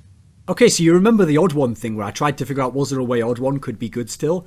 So, okay, Dexter's on CLG now. So the first thing we're going to do in this hypothetical is we're going to bench Dexter, which means that he's going to CLG Black, aka Vulcan, aka XDG, okay? So he's gone to XDG, and now, because he's on an ex-CLG team, now we're going to role swap. Now Dexter becomes the coach. Dexter is the MonteCristo. What does he change about Xmithy? Does he have to change his style? Does he have to change his champions? What would you change today to make him a bit better? Coach Dexter. First of all, I would probably made the right decision for the entire roster. Like, I wouldn't have swapped around and tried to make him an AD carry when he was already like a top 2 jungler at one point in an A. Was he actually okay as an AD?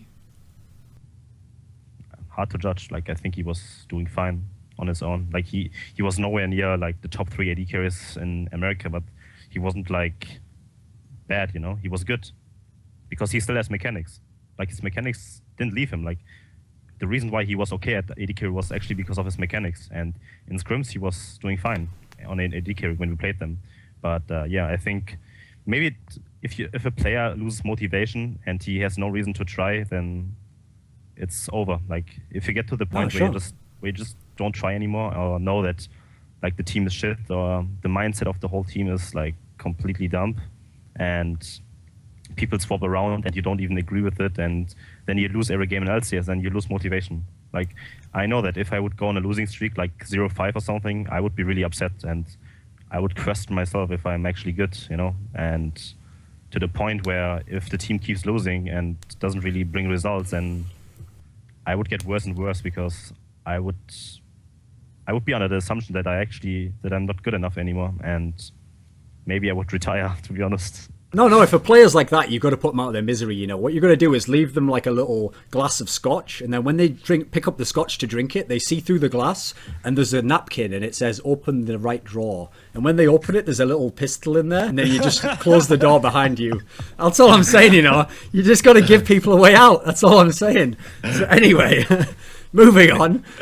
And so maybe he needs a break, you know? Like, if a player has, like, a slump... Maybe we can get Reginald on the case. He can, like, give him a temporary break, you know, and have him reapply for his own job or something. Reginald's timeout corner, TSM timeout corner. Maybe that's the genius, you know? Like, maybe what Reginald's going to do is that you have to do your best Xpecial impression, but just to be totally absurdist, Xpecial himself has to try out, but then he won't win. He'll be, like, third in a B and Xpecial contest, and some guy we've never heard of will win. Okay, I've got another question about XTG, because the other key person we have to talk about is MonCloud. Because here's the storyline, okay? Everyone would have... Dude, if we'd have sat all the fans, even in the EU around, and said, okay, who is the top 2 mid laner in NA? After Worlds, everyone would have said MonCloud. Even if they thought High or someone was up there as well, everyone would say MonCloud was top 2. So now everyone's going to say, nah, I always knew MonCloud was shit. Yeah, he's just average. But now his jungler's gone to shit. How much of it was the jungler going to shit? How much is it that MonCloud's level's actually lower? What's your sense? I think it's like jungler isn't really that much of an impact right now in mid lane. Like jungler doesn't really carry mid lane as hard as it used to be when it was season 3, you know? But at the same time, I think he just regressed in skill, because maybe he was lazy, or maybe other mid laners just got better. Like, you never know. I mean, if it's like looking at Europe, you know, if you say like Europe is really, really good because all teams are close to each other, you don't know how good they are, because maybe they're all bad, you know? And maybe that was back then as well in North America, where you had like no competition on mid lane, and he was really good then, and the meta suited him quite well, and he had actually really good jungler. And now the jungler doesn't really have an impact that much, and the champions are different too, so...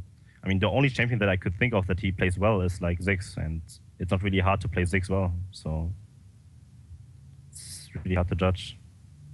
Monty, once upon a time, you would have considered MonCloud as like a viable mid laner for a CLG type team, right?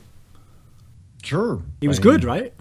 Yeah, no problem. Is he still good now? He was good in comparison, but like we said, the problem with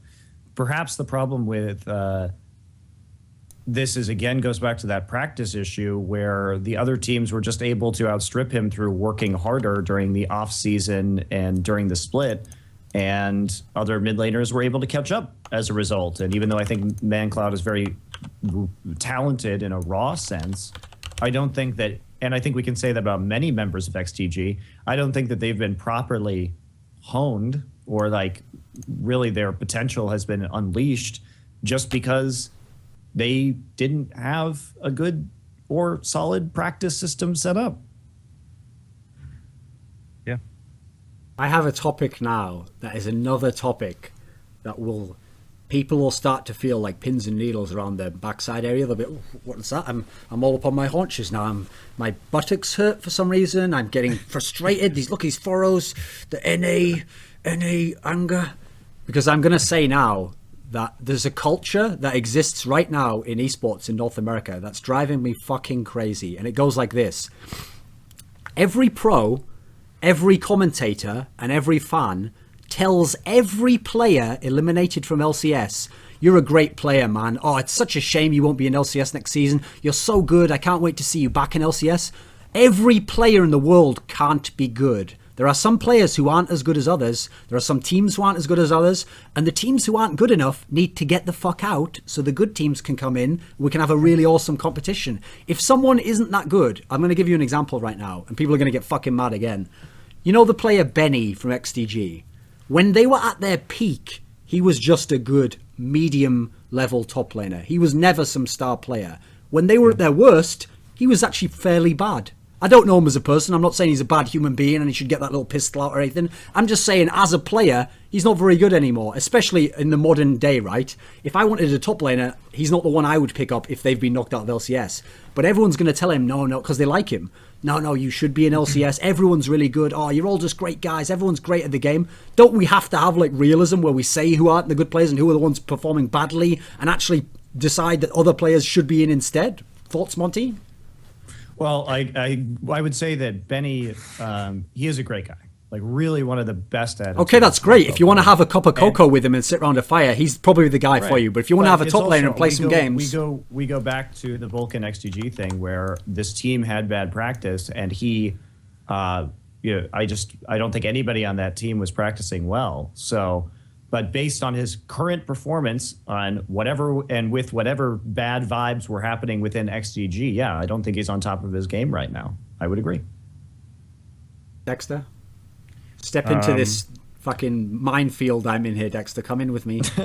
Be careful where you step, but come on in. I think the term bad is always being relative, you know? If a fan sees his favorite team, like, I mean, compared to like 99% of the league communities are good, right? But at the top level, I mean, if I remember the interview with Smithy, he was calling out people bad. Like he said 6 of the 7 support he played in LCS were bad.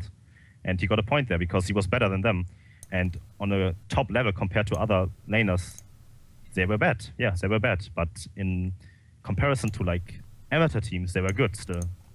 So it's really hard to draw a line there where like you can call someone bad or good. But I think that Benny doesn't really. No, I don't think he is like top 6 or anything. Like he's okay, but I don't think he's good.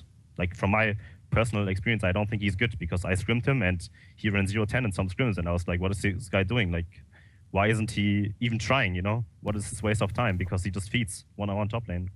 And I like if I see this, I get the impression that someone is really bad and I can't really help that unless he proves me otherwise. So here's the thing. I mean, I kind of alluded to it before when I made the example about the odd one and about some of the players in CLG or TSM. If you're CLG and TSM, bad and good have a totally different meaning to if you're in XDG or if you're in Coast, okay? Because these are 2 different goals for the teams. The realistic goal for CLG is be the best in NA, then be the best in the world. So now I have to judge the guy who plays top lane or jungle against like Bengi and Flame. I can't just judge him against Benny and Nintendo X and go, no, he's awesome compared to him. Who the fuck cares? That's not the goal to be. If your goal in life, if you play for CLG, is to be better than someone on Coast, then get that little pistol out. That's going to be the reference forever now, by the way. Anyway, but I've once given this example. I don't think I gave it on this show, so I'll just say it now. The reason why it's important that we call people bad is because there's only so many words in the English language and terms that we can all understand and that we can use okay.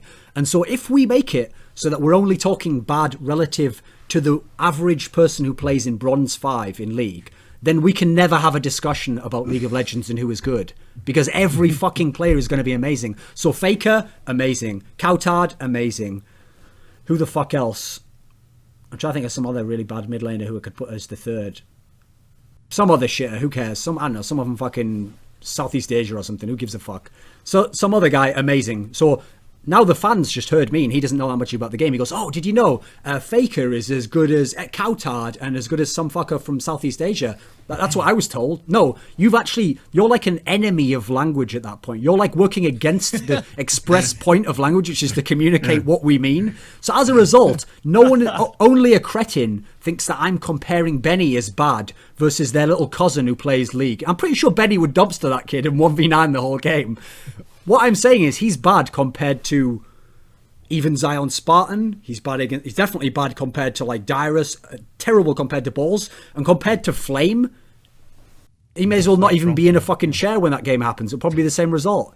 So my point is, what you have to do, I always give this analogy, okay? The players in the NBA are the best at basketball in the entire world. even the worst player who sits on the fucking bench and doesn't even play in the game would shit on you or I at basketball and look like fucking Space Jam where you're wrecking us completely. But it would be worthless, right, if we took the average as me at basketball. We would call that guy bad because he's the worst in the NBA. So what we've done there is we've taken the top 1% of all basketball players and we've said, forget the other 99% because they're just randoms. Take that 1%, expand that out, and now the 1% is the whole graph. And so if you're at the bottom of the 1%, you're the worst. And if you're at the top, you're the absolute best. And the reason why that's good is because by expanding the graph, instead of like him being 99 and then LeBron James being 99.9, suddenly it's like this and LeBron James is like 95 and he's like 5. Now you've got a really good scale where he's 5, Chris Paul's like 80, LeBron's like 95, Kevin Durant's like 93. Now we've got a really good scale. You can see how in-depth I'm able to get now. I'm able to differentiate between the absolute best players. This is what we need if we're going to talk about games, right? Well, not to mention that we're also, the big difference there between the amateurs and the professionals is that they are professionals. We're talking about people who do this for a living. So this scale must necessarily be, we're making a comparison against people who do this as their job. And if you are practicing 100% of the time and you are the worst at your job, that's the criticism that needs to stand, I think. Yeah. There's also a really big misconception. I want Dexter to talk about this actually, because he made some comments after Niantonso stepped down in the community stuff. He made some comments like he hated the fact that people would hate on people in the community. There's a huge difference between when I say I think this player playing in one of the top 3 teams in NA isn't good enough to make them a world-class team and play against Flame and play against SOAS. There's a big difference between me saying that about him as a player and someone saying that player is shit, he should retire, I hate him. You'll never hear me say that about a player. Yeah. What do you think, Dexter? What do you think is what should be allowed and what is too much? I mean, everyone has its own opinion and... No, what is Dexter's opinion? No, you mean on Yen? No, on this topic. How much criticism can you give, do you think? I think criticism is always good, but it needs to be constructive. And if you say that someone is performing bad, then yeah, it needs to be called out. Like, I mean, you're not a good analyst if you just praise like good plays and everything. You know, you're a good analyst if you actually analyze like mistakes and everything, and how a team did something wrong or the team misplayed it, and you need to call it out. Otherwise, there's no point of analyzing stuff. So I think there's a good point in calling people out that are underperforming, and I think it needs to be done. If you want your region to compete at a higher level, then you need to, you need to raise the level of the whole region as a whole. And I think that some people are better than others, and if you criticize bad players, then I think they should do like roster changes, if that makes any sense. I even think I have the best example here, which is, I'll give you an example of exactly how context works, and it's accurate to criticize someone. In 2012, when TSM won all those tournaments in NA, Dyrus was by far the best NA top laner. He was way better than Voyboy. He was better than, obviously fucking better than Hotshot GG. It's not like 2010 or whatever. So he was by far the best top laner in NA, right? Yet, when Dyrus went up against Blaze, he went something ludicrous like 0-9 against Reapered, and then even Flame before Flame got to the top. And what's key about that is people criticised Dyrus and said, Dyrus, you played badly, you got owned in that top lane there, even though you're amazing in NA. And Dyrus himself was like, they're absolutely right, and it like humbled him because he was so used to always dumpstering or just going even or making the other guy neutralized that he was like, I don't need to improve, I can play this champion in a weird way. But when he saw Shy players singed or he saw some Reaper dumpster him, now he had to realize, no, I have to get my game better. Well, also, it's that he didn't even perhaps, how could he get better? Because he can't learn from the players that he's just trashing all day, right? I'm sure he learned a lot, and it was really valuable for him to play in those series to improve. Yeah, I think it's very hard to actually get better at the game if you're at the top. Like, it's way easier for people to catch up to you than to stay ahead of everyone else. The best example is like SKT. Yeah. In what sense?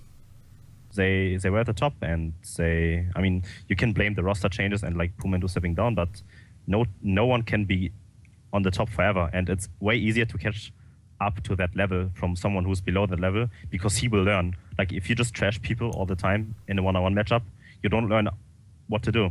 And if there's actually someone else, like from Korea, that knows how to play the matchup and shows you how to play it, then you will realize like you don't even realize small mistakes yet that you do because no one punishes you for it in lane.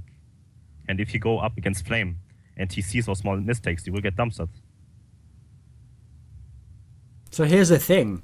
I have one last topic on the XDG thing, which goes like this. The one thing people forget when they see XDGs going downhill is that one of the only players aside from ManCloud who got to play his original position, who was really good in the old XDG, was Bloodwater. Bloodwater left the team. People forget that. And so, do you think Bloodwater leaving had anything to do with them going down?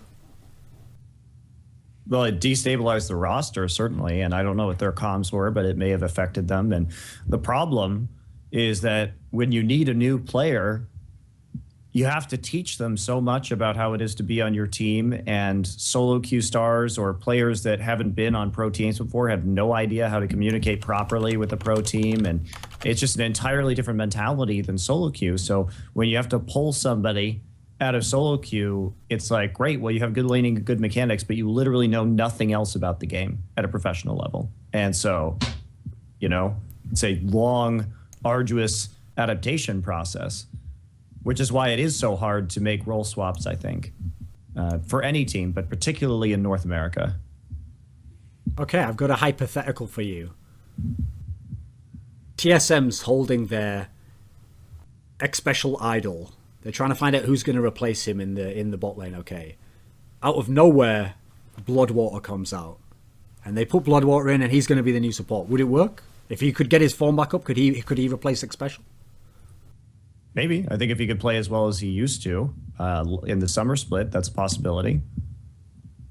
But I don't think that's likely to happen.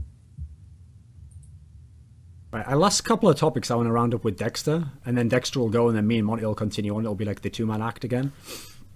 So a topic I want to ask was, everyone likes to ride the same bandwagon, Dexter. Like, if one player if everyone's saying one player is good, then just by agreeing with everyone, like, you get like the public on your side, like, oh yeah, he said the thing we wanted him to say. He is one of us.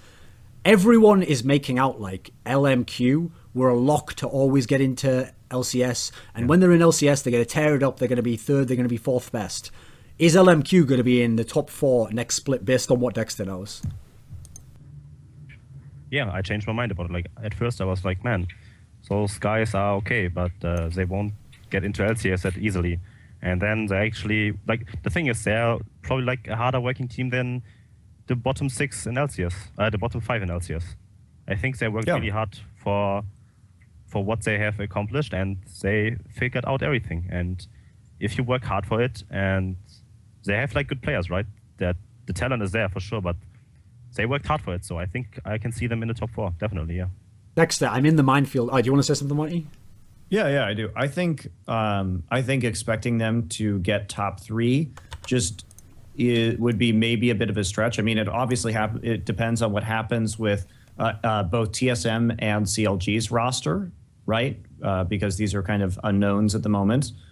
We certainly haven't decided on a top laner yet, and we're just trying to feel out all of our best options right now. But there are going to be some instabilities due to these situations that will be unpredictable to a certain degree.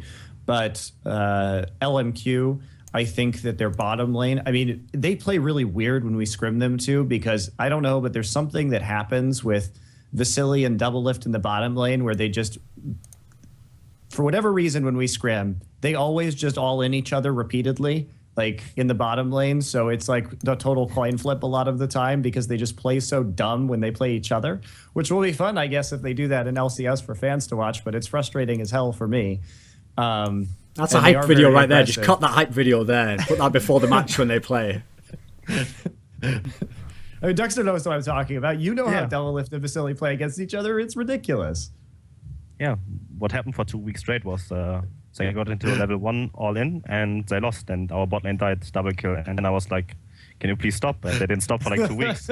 And then I got to the point where I was like, okay, I'm gonna leave the scrim right now if you don't stop it, because I can't really play properly as a jungle. And then we actually had to have a serious team talk about it, because Link was the same. Link went into all in trades at level 1. Like, he didn't care if the losing matchup was bad, like if the matchup was bad or good. he just went all in level 1 and auto-attacked in 6 creeps, and he didn't care if he dies. And then I got so angry that we actually had to talk about it. I was like, okay, guys. There is something about the scrims when CLG scrims against LMQ though that's just really like both tragic and hilarious at the same time. So, I mean, I as a result, I guess the point of what I'm saying is I don't really have I think the best read on LMQ, both because of just what we do when we scrim them and what they do to us when they scrim us, which is very strange.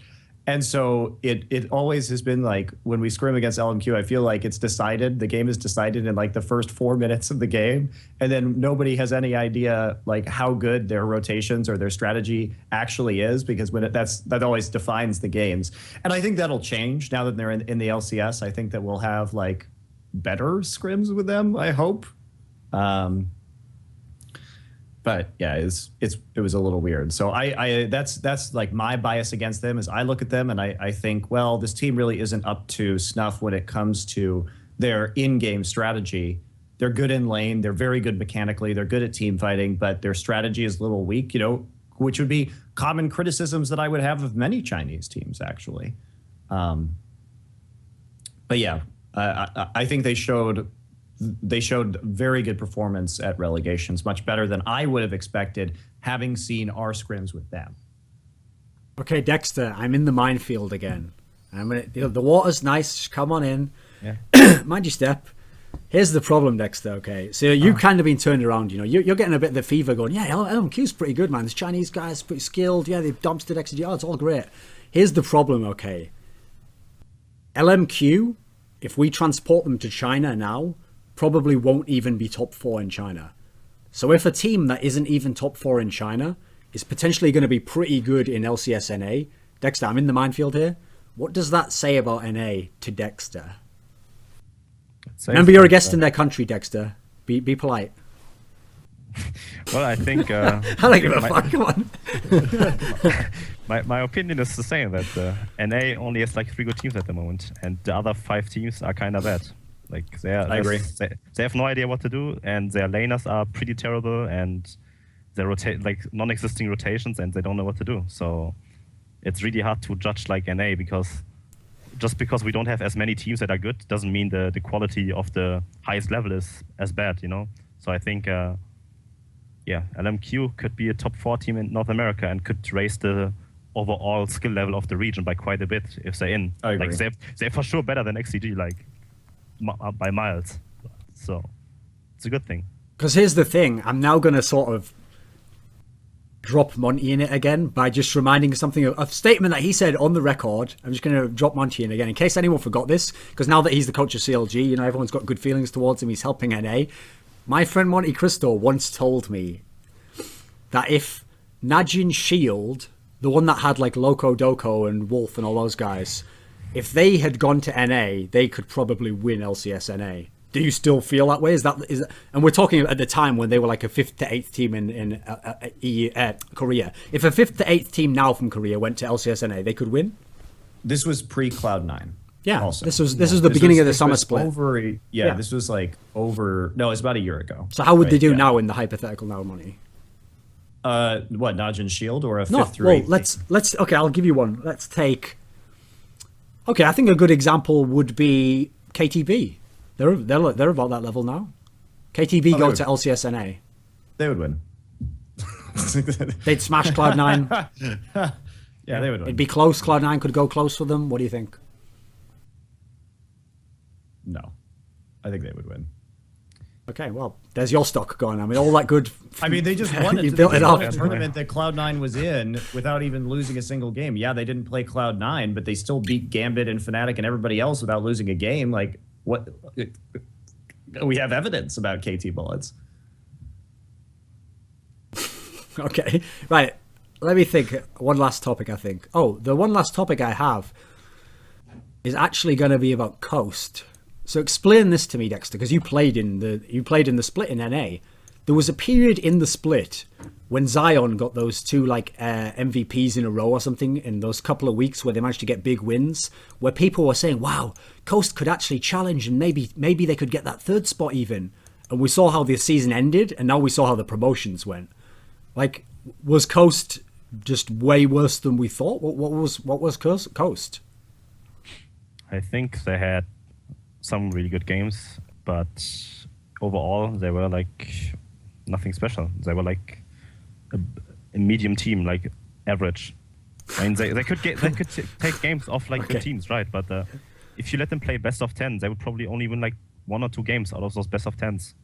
They were ridiculously inconsistent. They are really inconsistent. Like, I mean, Shifter can carry a game solo, right? Like, he almost 1 on 5 does in that one game because he had 6. But at the same time, it's like their jungler doesn't do anything, and kinda, it's not like about Coast winning, it's about his jungler losing the game for them. Like, I'm gonna be honest here. Like, I saw the promotion games and negative impact. Well, their bot lane isn't spectacular either. Yeah, and their bot lane choked super hard, but the biggest problem was their jungler. I mean, if you go 0-3 every game in like 10 minutes, and it's, yeah, you have to lose. There's no other option. Is it one of the things everyone agrees on? Okay, is that Shifter is a good player. He was like a shining light in their team, but the one player where everyone is divided on is Zion Spartan, because some people think he's really good, and then other people think he's not as good. Where does he fall for Dexter? Zion Spartan? Yeah. I think he's very stubborn as a player. Like, he has the mentality that he has to carry the team, and he only plays champions that can carry. Like, he only plays Lee Sin or Ryze, but at the same time, he didn't play any tanks, which hold the team back. I think he was the reason why, at the first start of the split, that he was holding the team back, because he didn't play Renekton, he didn't play Shyvana, he didn't play Mundo. And if you don't play those champions in a meta where tanks can 1 on 5 because they're unkillable, then you have a big fucking problem. Also, they're just very safe in the laning phase too, because if you do die in the tanky laning phase meta in a 1v1, it's like a disaster and can snowball out of control. But it's really hard to die in a 1v1 because it's just like you stand there, both players pop their ults, and then you just walk away from each other, right? You really have to mess up to die in a 1v1 in like Renekton versus Shyvana. I mean, you'll get denied farm, you'll get pushed in on Shyvana, but to actually die is hard. So I think that I think that did contribute to some of the inconsistency, because that top lane, you could be a consistent top laner pretty easily in the meta, in my opinion. I won't put any jokes in there. They speak for themselves. Anyway, Dexter, for one last time, I'm in the minefield again. I have one last time. You made it in and out so far twice. Well done. The third time, though, it could all be over for you. Here's the question. Because I know, here's the one thing. This is why part of the reason why I wanted Dexter to come on, okay, is that when I was giving that description before about don't just say everyone is good and then we don't know who is better and where they match up, it's because it ruins it if you just say it. If you're not ever willing to say anyone's bad, it's going to be fucking shit talking about the shit players. Yeah. And we've all seen those AMAs, by the way, where you ask like some Korean guy, like, what do you think of all Hotshot? And they're like, I think he is a good player. It's like, well, that means fucking nothing, mate. Like, we need to know if you actually think he's good or not. Otherwise, everyone's good. So here's my question.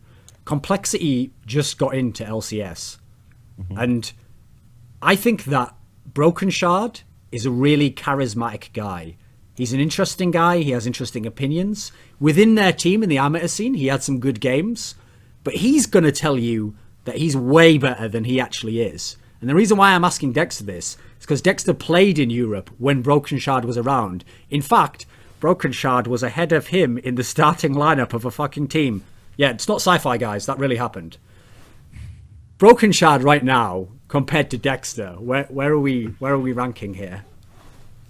I mean, good player, right? Good player. Everyone's good. No, I mean, I'm confident in myself that I can say that I'm a better player than him by quite a lot. But the thing is, I'm not saying he's bad, but I think I'm just a better player, and he has like a long way to go, and he has to practice a lot. But he can get definitely up there, and I think he might be like a top 4 jungler or top 3 even. Like, who knows?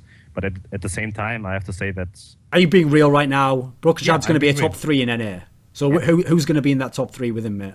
Yeah, Meteor's me, and then who else? Like, let's be real here. Who do you think is the 3rd best jungler in NA? So he's better than the LMQ jungler?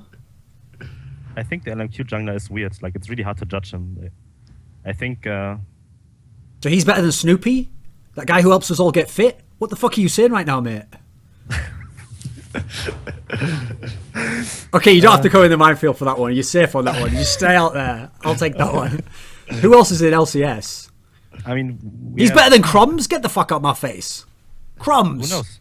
You think Broken I Shard think- right now is no, better than I think- Crumbs and I Will Dominate? I think we, honestly, Come on. my opinion is that we have to wait until they get into the LCS because I don't think Broken Shard has had a real test of his jungling abilities yet. No, all he's had so far is amateur teams, the red buff, and now he's going to have his chance in LCS. So yeah, I think we have to wait, man. I know. I don't think anybody's capable of having a reasonable Okay, opinion on guys, this at the I moment. agree with Monty here. Until we've seen Broken Shard versus Snoopy, we can't know who's better. They could both be the... Until we've seen Snoopy and Broken Shard versus Bengi, I can't really say. Now listen, if Bengi was playing versus the red buff, I don't know what could happen. Okay, I think that's it for Dexter. We've done enough on his topic. Do you have any final words for us, Dexter, before you hang up? I guess I'm just thankful for having me, and Yeah, I guess it was fun. man. Yeah, we'll have Dexter on again, I'm sure. Okay, Dexter, just hang up now so I can switch the scene, because I don't know how to Alright. kick you off the call. See ya. Bye, Dexter. See you, mate. Bye. Fuck. Right, I'm gonna put up a pause screen right now for 30 seconds while I switch Monty's camera so it fits in the box, then I'll come back up. It's gonna be 30 seconds. Don't go away. fine. We might shit talk some more beloved players that you still hold dear from like 4 years ago. Whatever, life's too fucking short, isn't it? We're just gonna have to go live with a slight black line next to me. Yeah, I don't give a fuck. That represents all the people who died in World War II. That's my memorial. Right, anyway, on to the topics. See, I've decided from now on, this first part of the show will always be the guest, and then we're going to have the standard part where we can actually get into some shit just one-on-one. The Battle of the Minds. The first topic I have here is, just because people will want me to talk about this, I'm going to pretend right now that I'm just a guy from Twitch chat. No, actually, I can't devolve that level. No, okay. I'm just going to still be me again, but just me if I didn't know anything about what's going on with CLG, okay. I have to ask MonteCristo the obvious question. Next season, will Shifter be in mid lane and Link be top lane, Monty? What's the odds? Is it even reasonable? I mean, that's definitely something that we're thinking about. The players have been kind of on break, so we're trying to go through and see what our best options right now are. We've got a bunch of people from a lot of different places from around the world that are being considered, and that we're actively talking to. So, but obviously there isn't, I would say, an overwhelming front runner right now. Everybody needs a lot more examination, I would say. And we also need to get them just working with the team a little bit better and having some duo queue. Obviously, a position swap for Link. I have confidence that Link can do it. And he's just a very versatile player all around. But if I can avoid that, it would be nice. But if that's the best option for the team, then maybe that's one we'll take. There's really nothing finalized right now. And I can give an update on the whole situation if you want, Thorin. Let's go for it. What have you got for me? Well, obviously, we're looking at some players from Europe. Dexter is currently in Europe. He is duo queuing with some of the European players that we're potentially interested in. In North America, we have our players working in North America who are still there with some of the players who have been relegated or who may be able or who may be a little bit more free. So we're exploring our options there. And then here in Korea, You're still waiting for Macnoon to use Google Translate to get back to you on your message? He's joining, right? No, probably not. I love Macnoon, but I just don't think he's the right fit for CLG. But I will say that I have spent the last couple of days working very heavily with a top laner who played in the last season of Champions, who is very interested in moving to the LCS. And I've been working with him on his calling in English and stuff like that. So maybe that might be an option as well. It's when you said he's very interested in LCS, that made me think that that's like a political way to say that he's very interested in white pussy, stacks of dollar bills, and pizza. Who knows? Who knows, man? But he wants to make a regional switch. So it's just about whether he can communicate at a sufficient level with the team. But I'm working with him on that, and maybe we will see that pan out as well. So like I said, we're looking at a lot of players across regions, and nothing is in any way decided. When you say all regions, you're even considering NA? That was a joke, by the way, but you are really considering NA players for top lane? Of course, yeah. So it's not just the Shifter example where you might get an NA mid laner and put Link top. There's really NA top laners who are potentially in the mix. I mean, I don't know who they are if they exist. I would say that they are longer odds candidates. Long Panda confirmed. Long Panda. That's right. We figured the only way to kill C9 is the death note. To continue his agony is to move him to North America. Then I have to ask you some other speculatory questions. Zoro Zero, top lane. Everyone wants it. Everyone wants it. Will it happen? That's something that we're interested in. Yeah, sure, of course. Yeah. It's an obvious choice. He's a former teammate of Dexter's. I mean, we would love to try him out. I mean, he's the best candidate if you had to just pick, right? Like, if I just said who is the next best available top laner. Honestly, I honestly have... There's no way to know who is the best candidate until we actually scrim in the CLG house with these guys. There's no way to know. Actually, I have a question for you, because you'll know you were in the old school in League of Legends in NA, right?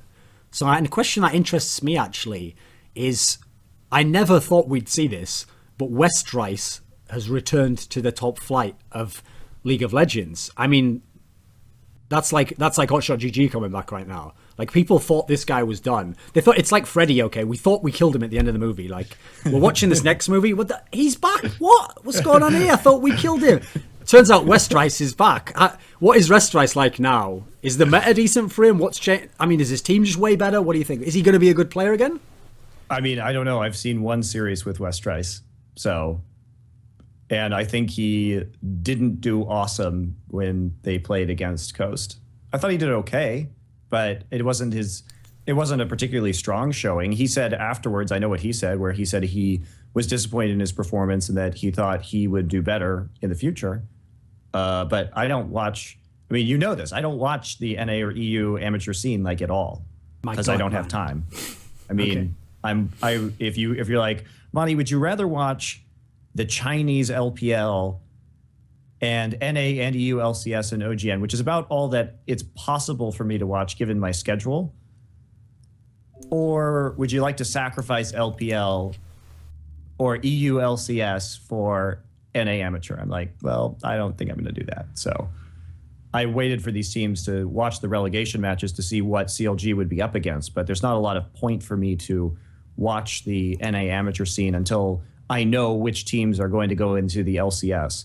So I guess I don't have the best read on Westrice and his performance is what I would say. No, I mean, I have a similar dilemma. Sometimes someone will ask me, like, Thorin, do you want to watch NA Challenger League casted by Freak, or do you want to watch Chinese LPSL that's only in Chinese that you can't even understand? I'm like, I'm loving me some Chinese. I can't wait to learn the language. It sounds so great. They seem to know what they're talking about. I don't get frustrated. I'm loving it. It's great.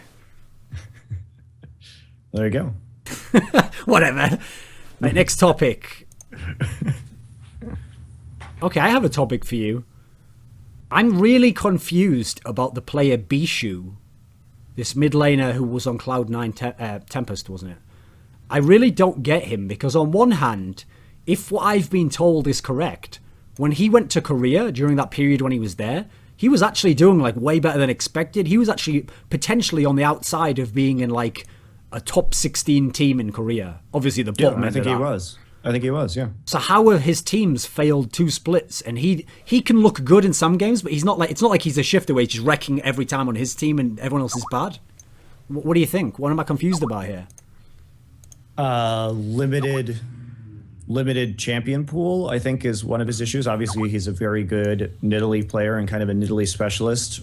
He's got a really good attitude. He's fully fluent in both Korean and English. So I know when he was out here, I met up with him here in Seoul when he was here last summer and hung out with him. And he was practicing really, really hard while he was in Korea. And, just doing the solo queue thing and trying to see what his options would be for a Korean professional team. And then he decided to go back to NA to do that instead. So I guess he's retiring now. It's a little sad, I guess. But maybe he wants to do something else with his life.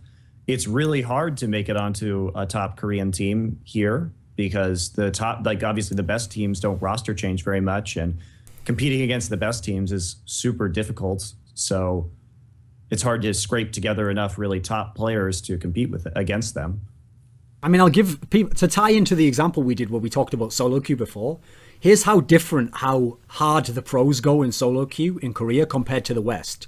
So I described before, there was a time only a year ago where Lemonation had 4 accounts in the top 7 or something in solo queue, right? In solo queue right now in Korea, Loco Doko, an ex-professional, one of the all-time best Koreans in the history of the game in terms of accomplishments and stuff, I think he's in Diamond at the moment, and he plays like every day. So he's not even close to Challenger, because Challenger is all these beasts. Even the 50th guy on Challenger is probably some mechanical beast or some super duper high level guy, right? It's like impossible to get that high if you're just a normal guy now. Yeah, it is. And you have to play the game like literally all the time.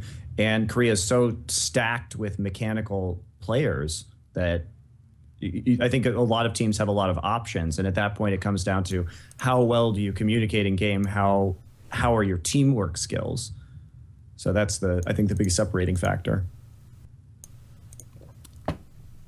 Something we have to address, Monty, is what happened so far in the OGN playoffs since last episode. So first of all, my buddy here decided last second to gain those like mad respect props. He's going to flip-flop and he was going to pick that Arrows would win. You hear that, guys? Hey, man, he said Arrows would win. You told me I couldn't switch. Listen, you can do what your heart desires, my friend. You're just using this, Thorin. You're like, now Monty's wrong. So I'm just asking. You're like, hey, there's no flip flopping. You have to stay with your prediction. I'm just asking what happened, Monty. This team was gonna. You said if they won that series, you said this real quote: if they beat Blaze, they will win OGN. Yeah, I do, because I think they have a lot of upside. They're just ridiculously inconsistent, which is also what I said, sir. Okay. Was that they're ridiculously inconsistent, and when they're good, they're really good, but when they're bad, they're really bad. And they made a lot of incorrect decisions in those games that I pointed out during the broadcast, and they didn't play very well. And Blaze, conversely, did do pretty well over the course of that series. I don't think that you look at Blaze right now and you think this is a team that's probably going to win this season, at least not in their current form. They still have too many of their old, bad Blaze habits. And I think that Najin White Shield is dimensionalizing a bit more, and I think Najin White Shield will beat them later this week on Friday. So let's get to that. The other game that happened is one where I almost pulled out the ridiculous upset of the predictions. I bet, listen, when they were up 2-0, you were thinking to yourself, what? I was like, wow. How can that be? But the Bullets are Choke City, man. Don't you agree that I don't know much about an analysis. I don't know about comps and all that shit. But just in terms of what we've seen of them, like I said, in playoffs or in important scenarios, as opposed to just Masters games or just regular season group stage games, their level goes up, right? Yeah. They're gamers, they rise to the level of the competition when it really matters, right? Yeah, I suppose they do, KT Bullets, but at the same time, they did what the KT Bullets do, which is they get too trigger happy, they get overly aggressive when they have a lead, and then they throw the lead, and they definitely should have won game 4. There's no excuse for why they lost game 4. But they decided to overcommit to getting a kill in the base or ending the game, and then they got screwed. So I have to ask this then. If KT Bullets almost 3-0'd, almost 3-1'd Shield, then what makes Monty think that KT Bullets, that Shield, is going to convincingly beat Blaze? Because I think that Shield has been using this time to develop a deeper pool of strategies and been able to successfully start running pick compositions. And I think that over the course of their games against Blaze and then later on in Masters, they have shown an increasingly good hold on developing these pick compositions into an extremely dominant state. I mean, not like it's the world's greatest accomplishment, but they played nearly flawlessly a pick composition against Incredible Miracle. And that was impressive because of the level of domination and how they really meticulously played out their comp. And considering that they also still have a lot of strength in the Siege, and that Zephyr has actually started playing Twitch, they've really varied their styles, and I think this is going to help them a lot versus Blaze. In a way, though, it's kind of weird because you look at Blaze and Shield, and you're like, these are both ultra late game teams who have a specific style and not much else, and it's going to be maybe horribly boring to watch those games. Okay, here's the thing, though. I think that... so what's your prediction, though? What's the score, Monty? I think 3-1 for Shield. Okay. And also because Shield did go 2-1 and they won the tiebreaker in groups against Blaze. So they also have the history from groups of the winning record. I just think Shield 3-1 I think is a reasonable expectation. Okay, I'm going to go Blaze wins 3-1. And here's why. You ready? Whenever there's that hot new hype, that new guy who is doing so well this season, and he's been killing it in the group stage, he's done really well in the round of 8, surely he's going to keep progressing and he's going to go up there and he's going to be one of the best ever. This guy right now is Goong from Shield. That's that guy that everyone's hyping in that sense. And as well, Save. These are the two players that people are thinking have made this leap up in their positions. When they play against Blaze, they're going to be going up against Ambition and Flame. Now, say all you want about Ambition. Bring all the hate on. Get that dumpster truck. Put all this shit onto me from every time he dies 1v1 in lane and people rush in on him and the ignite goes off when he thinks he's going to win a fight and he fucks it up completely. I think Ambition, in a best of 5, will outduel Goong. How far off am I? I don't know, man. Ryu just got destroyed by Goong, so... Goong is really good, and Goong does have still, I would say, a more limited champion pool. But he and Ambition actually have a very similar champion pool. Now that I think about it, so maybe it'll be a problem. I think that for me, it's not really about Goong; it's about Save versus Flame. And the last time Save and Flame played, Save killed Flame one-on-one in the laning phase. And the big difference in playstyle is that Save is one of, if not the best top laners in the world in terms of causing map pressure across his team. He will rotate into lanes and he plays out minion wave pressure so insanely well that he's just really smart. Like, he doesn't have the best KDA because he'll sacrifice himself for his team or he'll sacrifice himself for map pressure. But his concept of how to apply pressure and win a game is pretty brilliant, actually. And you think he will outduel Flame? He's going to be better than Flame in this series. Okay, we should be going again. Hello. What were we talking about when it cut off there? Do you remember? Flame and Save. Okay, yeah. What was your reasoning as to why Save will beat Flame in the best of X? I just think he applies better map pressure and helps his team more right now. So I think he's just really, really smart about how he plays on the map. So then, by that logic, Save is the best top laner in Korea right now for MonteCristo. I would actually make that argument. I really like him. I think he's a really smart player. Here's the real reason, Monty, why Blaze will definitely beat Shield. Because when I first came to Korea, actually it's not the first time I came, but when I came last year to Korea, okay, it was Blaze versus Ozone in the final, and Blaze was supposed to win this 100%. Ozone was never going to win. It's going to be one-sided. A year later, Blaze have never been to the finals again since then. They've never even been to the semi-finals since then. Now, Blaze gets back to the final. It's Blaze versus Ozone. This time, Ozone is supposed to win. Blaze have no chance. How could they possibly win? And that's when the story is completed, Monty. That's when Flame comes out with a fucking sword in his hand, and he just yells the charge, and they take those motherfuckers out. And Imp is just sat there, blood pressure just all over the place, like Piglet just out-CS'd him by 100 or something. And yeah, that's how it ends, Monty. All right. The great the saga, of yeah. Blaze. Yeah. Okay.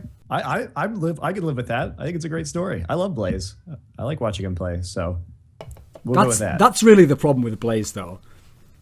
The games they win, actually, fuck it. The thing with Blaze is, even the games they lose are fun to watch. Like, the way they lose is entertaining, as masochistic as that sounds.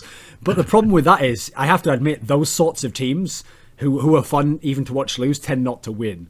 Because usually the ones who just dominate, they just do it in a semi-boring fashion almost. They just conclusively beat you, you know. Also, one of the best, most entertaining things about Blaze losing is Flame's face when they lose. That's like the best. No, that's one of the reasons I love that guy, dude. Because his face is like he's just so disappointed in his team, at the state of Korean esports. Like, do you remember? Have you seen that picture? You were there, right? But do you remember when you were at the last Champion Spring Final when Blaze lost? And there's a really, really good picture of Dustin Beck, the VP of esports at Riot, standing on stage. I remember with this. Yeah. Blaze with like a giant check, and it's like Flame's face holding this second place check. I've told this story before, priceless. Monty. This is one of the reasons why I actually became a huge fan of Flame. I already thought he was dope as a player. That was when he was in his peak, you know, just wrecking everyone. But when I saw that final, what happened was, with most finals, right, for the first 5 minutes when you realise you've lost, it's really like annoying. And even someone like anyone in that team, even Captain Jack or whatever, would be like really down. But then those ceremonies of getting the prizes take like half an hour. Like, there's about 15 minutes where you're talking to the coach and everyone's coming out the booths and they're celebrating. You don't get those checks until like half an hour or minimum till the game's finished, right? So by that point, most people have switched into the mode of like, okay, I lost, but hey, I had a good season, I came second, like, okay, congrats to you, you won. Like, at that point, some of them are half smiling, some of them might even genuinely be happy for the other team, right? But Flame had a look on his face like Dade had just gone over and chopped his dog's balls off with like a fucking snipping shears. Like, that's what his face looked like, didn't it? His face just looked like, this will never happen ever again as long as I'm in this team. And by the way, it happened a million times. But that look, like, I got like intellectually turned on by that dude. Like, I was so, I couldn't wait for that next time they faced him. But that's the sickest thing, dude. They never faced again in the playoffs since. They have never played in a playoff series since. It would be super fun to have Ozone versus Blaze again. That would be the sickest storyline, right? It would be super fun. Okay, enough about how Flame intellectually turns me on. Another topic. Things that turn Thorin on intellectually. Hashtag, yeah. Right, let me think. Oh, actually, while we're talking now, let's do the same thing as before. Right, first of all, I'll take 2 questions via Twitter. So you have to do hashtag summoning insight, all one word. And I'll check in like 5 minutes and we'll take 2 questions from there. So start submitting them. And then you'll probably submit a terrible one and I'll just overlook it and not even mention it whatsoever. And you'll feel hurt inside for like 1 second, but get over it. Let me think. What topic now? Okay, I have a topic relevant to the Cloud9 situation we've got at the moment. We went into this a bit on the Froggen one, and I get the sense that, okay, you and I think Cloud9 are awesome. For what they are and the parts they have, they're about the best I could imagine them being, right? I can't really imagine what they could do better. Like, when I watched all those Cloud9 games for that article, I actually respect them way more now. I'd seen them before be good. I never realized how comprehensively good they were. Like, dude, in that summer split, they won every type of game. They could be down 1-12 and they'd figure out a way to win without even winning in kills in the end. They could be down in a game where it looked like the lanes were all losing and yet somehow they were up in 4 towers. Like, they just found a way to... They knew how to win at all circumstances, right? Whereas actually, when we were talking about like a Vulcan or the old CLG or some of these teams, they had one way to win. If they weren't like ahead or if they weren't like winning this lane, they didn't know how to transit. Like, what do I do now that isn't winning to know how to still win? That's what Cloud9 was the best at, right? They were awesome at that. Totally. Yeah, totally. I totally And in agree. fact, I even see some of the European teams. Like, I think Fnatic is overall a similar level or maybe better than Cloud9, but I think Cloud Fnatic is way less diverse in terms of knowing how to win and having different styles to win. They have more of a set style, you know. So with all of that said, we kind of went into this last show, but I want to make this point because I think it's worth making. I can't possibly see how a team like Cloud9 could ever be in the top 4 teams in the world. That doesn't mean make the semi-finals of Worlds. I mean legitimately be top 4 in the whole world. I don't know what they could do to improve enough to be top 4 there. What do you think? Could it? Am I wrong? Am I off base here? I think that it's hard because Cloud9 doesn't have, even to this day, they're still the best team in North America, and they still are the innovators in what they do. So I don't think that they're challenged. I do think that Sneaky has stepped up quite a bit over the course of the split. I think that High has stepped up quite a bit. And I think their players are individually improving as well. So it all depends on how much those individual improvements can take place. Honestly, I think if Cloud9 were to compete in Korea, then maybe they would have a chance to really, really, really improve. Because the level of competition in solo queue would be higher. I think they'd be even better in lane. And they still have their very own, they're still innovators in terms of how the metagame is played and how teams adapt from patch to patch. And that wouldn't stop. So maybe that would help them. But I think being bottled up in North America is difficult to gauge their improvement off of. So actually, before I go into this other topic then, that's actually something where people would say, okay, that will never happen, okay? You will never see a team like Cloud9 go to Korea. But here's the funny thing. It actually could happen if Cloud9 wanted to do it. Here's why. I mean, you're going to guess what I'm going to say already. Since a team like Cloud9 in NA definitely will get into Worlds from the summer split, right? They could just take next year's spring split off and go and play LGN for a season. That's not ridiculous, right? Nope.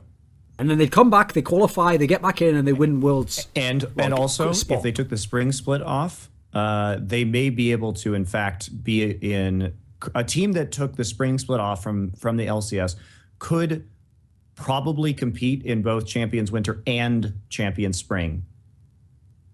And I think that's about right, yeah, because the off-season as well. Yeah, you're right, that would be covered. So maybe, and then I don't know how you'd like be in the Challenger Series to requalify for LCS either from Korea. That might be difficult. So maybe you could only do Winter, and then you come back for the Spring Challenger Series. Because funny thing is, people are going to think that's like a ridiculous hypothetical. But first of all, that would be a way to potentially get better, where at the moment we can't see how they can do it in NA. Not only that, I made this point on Twitter once, and people didn't know what I meant. Like,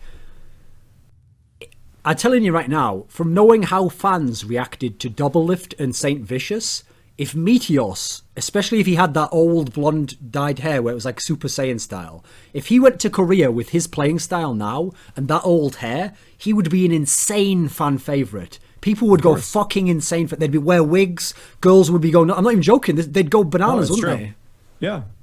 He's definitely a character. And the Korean fans just like good players. Like, they love a lot of the foreign teams who came and played out here.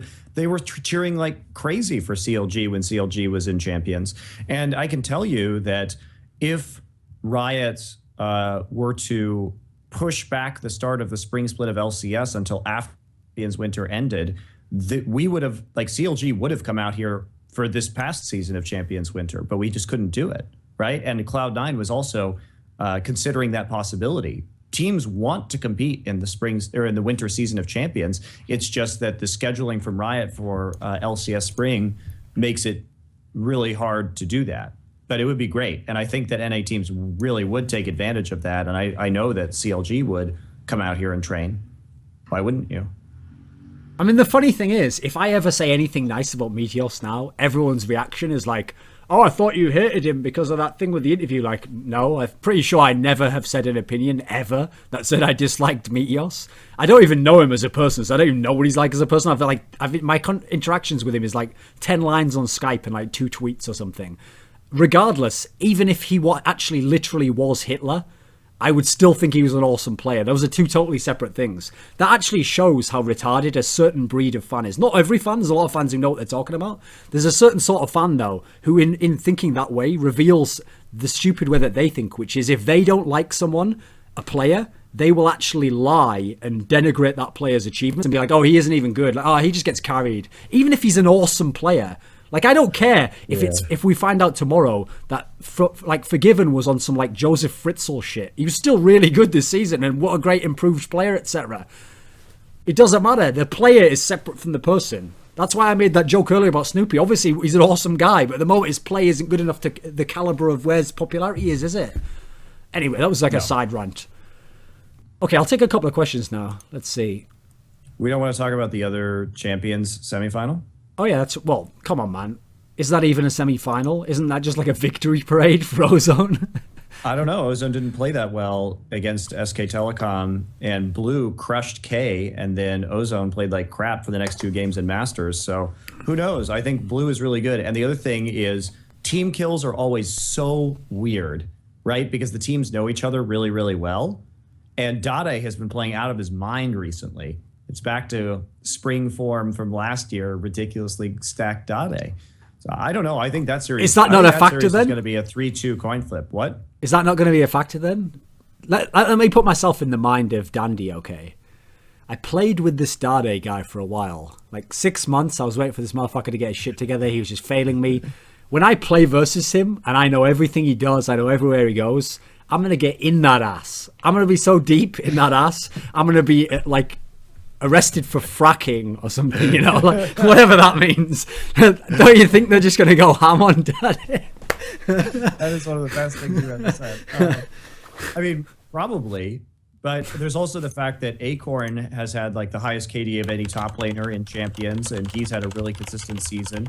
I think it's a really, really even matchup. I think it is. So I think it's 3-2, and I have no idea who's going to win. I'll say 3-2. Yeah, I do. Blue is going to win 2 games off this Ozone, who you think is the best in Korea. I think Samsung Blue is really good right now, and because, like I told you, because it's a team kill, it's all bets are off, man. You never know what's going to happen in a team kill. Okay, I'm going Samsung Ozone 3-0. It's just crushed. All right. And then you know that face that Flame had? You're going to get to see the face that Dade had after every single other OGN tournament he's ever played in his whole life. Listen, for one day in Dade's life, it's like a dream. He woke up one morning and he went to the OGN studios. Oh my God, I'm in the finals? What's going on? It's like a dream. He starts playing. They've left Zed open. Oh my God, don't they know? I love Zed. He starts playing. He's killing Flame. Oh my God, Flame was wrecking everyone. Ambition. This is the greatest mid lane of all time. I'm dumpstering it. This is amazing. Yeah. Then he woke up the next day. It wasn't a dream, but it was just the next day of his life. And that day never happened ever again. And then he had one flashback where he was on Twisted Fate, but that was about it.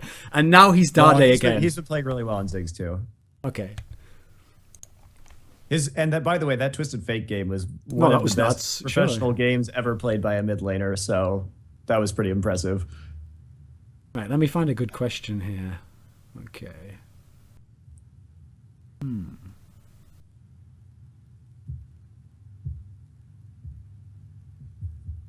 Okay, here's a small question that someone asked, just because I can answer it really quickly. It says, how much better is Forgiven at League of Legends than he was in 1.6? Because Forgiven's been going around telling people that he was like a pro player in 1.6, but he means he was a pro player in Greece. Now, I don't even know anyone, and I know everything about 1.6 who played at a pro level from Greece. So even if that's true, that's like if someone in League of Legends now told you, I'm the best player in the history of Moldovan League of Legends, you'd be like, I give a fuck? Like, at that point, like, yeah. I'm pretty sure, like, Broken Shard with one arm tied behind his back and a corn dog in the other hand could 1v9 that guy's team. Like, who gives a fuck? So anyway, I answered that pretty quickly. In fact, I'll give the analogy. That analogy reminds me of on all the Liquipedia entries for StarCraft 2 players now, it always says, like, and he used to play in Brood War, and it's like some guy I've never heard of. It's like, yeah, he used to, like, clean the toilets for fucking Bisu and them in the SK Telecom house on, like, the B team. Like, he never did anything significant. That's why you only heard about him now in StarCraft 2. So anyway, I like Forgiven. That's just, I just had to go ham on him for a second there, right? Let's have a look at a question here. Okay, I've got a good question here. This is a topic I wanted to talk to you about. So I'll use this to get into my topic. The question is, why can't players on the analysis desk just pick a damn team when they are asked who they think will win? Now, I'll expand that, Monty. No one, except you, no one on analysis desks in the West ever actually picks a team. What they do is, I'll give you an example, okay? Imagine I had like a South African accent now and like random piercings that make me look like hipster or something. Yeah, I mean, Gambit have got to be the favorite for this game. You know, they've been playing so well, the boot camp, the season 2, and I think that they're going to come in as the favorite, but it wouldn't surprise me if Super Hot Crew win this. If Super Hot Crew can play at the top of their game and Mr. Alice is in the bottom lane and he's really getting things going and the spirit is there from them, then they could win this game. I mean, you can't count out a team like Super Hot Crew, but Gambit, I think Gambit have probably got what it takes. Like, I haven't told you fucking anything about the game there or who's going to win. I've just constantly gone back and forwards like, do I think this one? Do I think this one? Maybe I think this one. If you think I think this one, but it wasn't this one, then it was actually this one. Remember when I was doing this before? That's what I mean now, but did I actually mean this though? You can never quite know. That's not fucking analysis. That's like Punch and Judy puppet show shit for little kids. Like, we want actual analysis. Actual analysis goes like this. SK Telecom will dumpster Royal Club. Royal Club have no chance. SK Telecom will win nearly all the lanes and out-rotate them and just destroy them. That's real analysis. It sounds harsh, like, oh, you didn't even give Royal Club a chance. No, that's the real analysis though, right? It's also, I do agree with the little back and forth thing, because we talked about how, like, because you ask questions too, Thorin, like, well, what would it take for this team to win? And you say, well, this player has to step up and blah, blah, blah, blah, blah. So you can talk about it from both ways. But like, if you're asking me why other people don't want to give predictions or firm opinions, I can't answer that question because I do it all the time and I don't see a problem with it. And I do it not only when I'm on the analyst desk, but I do it on OGN broadcast as a caster before the game starts. You know, I'll be like, I think this is how tonight's match is going to turn out, and this is what I think the results are going to be, and here's why. And I just do it. Maybe some people don't like to do it because they think that it kills the hype. Maybe some people don't like to do it because they feel that it's biased. It's biasing their casting. I don't know why other people don't do it. I just know why I do it, because I think it's valuable analysis. That's why I do it. Okay, but here's the thing. You're absolutely right. That is a really good way to talk about the game, right? What the win conditions for each team are. But the problem with how the guy I just gave the example of, this hypothetical who obviously doesn't exist and would never work for Riot Games, the reason why that would never happen, okay, is because when he does it like that, he's purposely not really giving you what the weighted aspect to the two scenarios are. So Gambit might win, or Super Hot Crew, right? All you know at the moment is one or the other could win. And even worse, if I say it's like 50-50, then I can give you anything. Now, if I say Gambit is like an 80% favorite to win, because the way they normally play is like this, and this player is going to win this lane, and they're going to win in this part of the game, I've given you... And then I say Super Hot Crew, however, maybe 10% of the time they could pull out a game where they get the level 1s, okay, and then the jungler gets rolling, and now the bot lane start... If I start doing this, now I've actually weighted it where you know that, okay, that could happen and win them the game, but it's quite unlikely. They purposely make it... They're not doing this by accident, by the way, guys. They're purposely trying to mislead you so that if after the game, in this hypothetical where Gambit's a favourite over Super Hot Crew, if Super Hot Crew somehow pull out a bullshit upset, they can be like, well, I told you at the beginning, you know, I really did think that Super Hot Crew had what it took, and they don't ever want to be wrong. Whereas actually part of good analysis is being willing to be wrong, because you think even if you're wrong, you think the reasons are right, right? Right. Yeah. And that's also, I think that it's my opinion, and you ask why I do this, is because, yeah, sometimes it does put a damper, I think, on the beginning of the cast, and I understand that, and maybe it eliminates some of the hype as one team is just way more skilled than the other one. But then you have those situations too where it's like Ozone versus Blaze, or where I said, like, before that final, I think it's going to be a good final if Ozone can win one game off of Blaze, and then they 3-0 them, like, and then you're like, your mind is like blown, right? And the narrative becomes so exciting because you set up an expectation for the viewers that, as an expert in this game, as an expert analyst, this is my opinion of how this series will go, right? Yeah. So I don't know. I think there's good reasons to do it both ways. But I can't, I mean, you're asking me a question about what other people know or why other people do things that I just can't answer. I can only tell you why I do things. Another thing along those lines that drives me fucking crazy, because it's the most overused line in the most inappropriate circumstances. It goes like this. every one of these teams can beat each other on any given Sunday. Yeah, but I didn't ask what could happen on one random day on a blue moon when the wind blows and that guy like had his Wheaties that day. I asked what's going to happen today and what would happen like 9 times out of 10. When you say that, people again use it to unfairly weight their opinion. Because really, if you like, you know what? Okay, you know in EU LCS, almost every team beat every other one at some point. Like for example, Millennium I think got a win on almost everyone else, even though they were the worst team. The difference is you wouldn't say, oh, well, Millennium and Fnatic, I mean, they beat each other, so these two teams can beat each other on any given day. No, what you'd say is Fnatic is an overwhelming favourite to win the majority of the time, but sometimes, like maybe 1 in 4 times, maybe 1 in 10 times, Millennium will win that game. That would be a fair way to do it. So you're actually dodging the question if you just say, oh, they can both beat each other on any given Sunday, you know. Right. I mean, sometimes you're wrong. Like, I would have been wrong about saying that, you know, SKTK is going to dominate the KT Arrows, and KT Arrows came up 2-0, and then they beat him again in Masters. Like, obviously, the KT Arrows are an up-and-coming team, and SKTK is in a slump and all this other shit. And sometimes you're wrong about that. But at the same time, you know, I'm not about to go out and say that the Jin Air Falcons are going to, you know, they're just like an incredible underdog in almost any game, right? So, like when you said, okay, it could happen that the other team could win and you don't want to rule that out. That's correct. But it also depends how likely it is that the other team wins. Otherwise, functionally, you will rule it out. I mean, I'll give everyone an example right now who's listening, okay? Everyone who's thinking, what do you mean you can't say one team can't win? Okay, there's a chance right now, everyone listening right now, there's a chance that aliens are listening to this podcast right now. And that as they're listening, they see one of you type some like a random retarded shit into Twitch chat and they think, you know what? We've got this super high-powered laser and we're just going to get rid of that idiot. Like, the Earth doesn't need him anymore. So we're going to shoot the laser and the laser can go through walls and then rematerialize into a beam and just kill you instantly. Now, there's a chance, you don't know, there's no evidence, we haven't investigated it. There's a chance that that could be happening right now. So any second now, that laser is going to come through and going to kill you right now. So at all times, while you're listening to me right now, keep in mind that that could happen and keep thinking about what would happen if that, you wouldn't even think for 1 second because it's so low a chance that you're not even thinking about it right now. It's no chance. It's a 0.001% chance, so it may as well be nothing for the sake of being able to talk and not have to consider every possible outcome that can happen. Let's just talk about the outcomes that are most likely. That's real analysis if you're a game analysis, okay?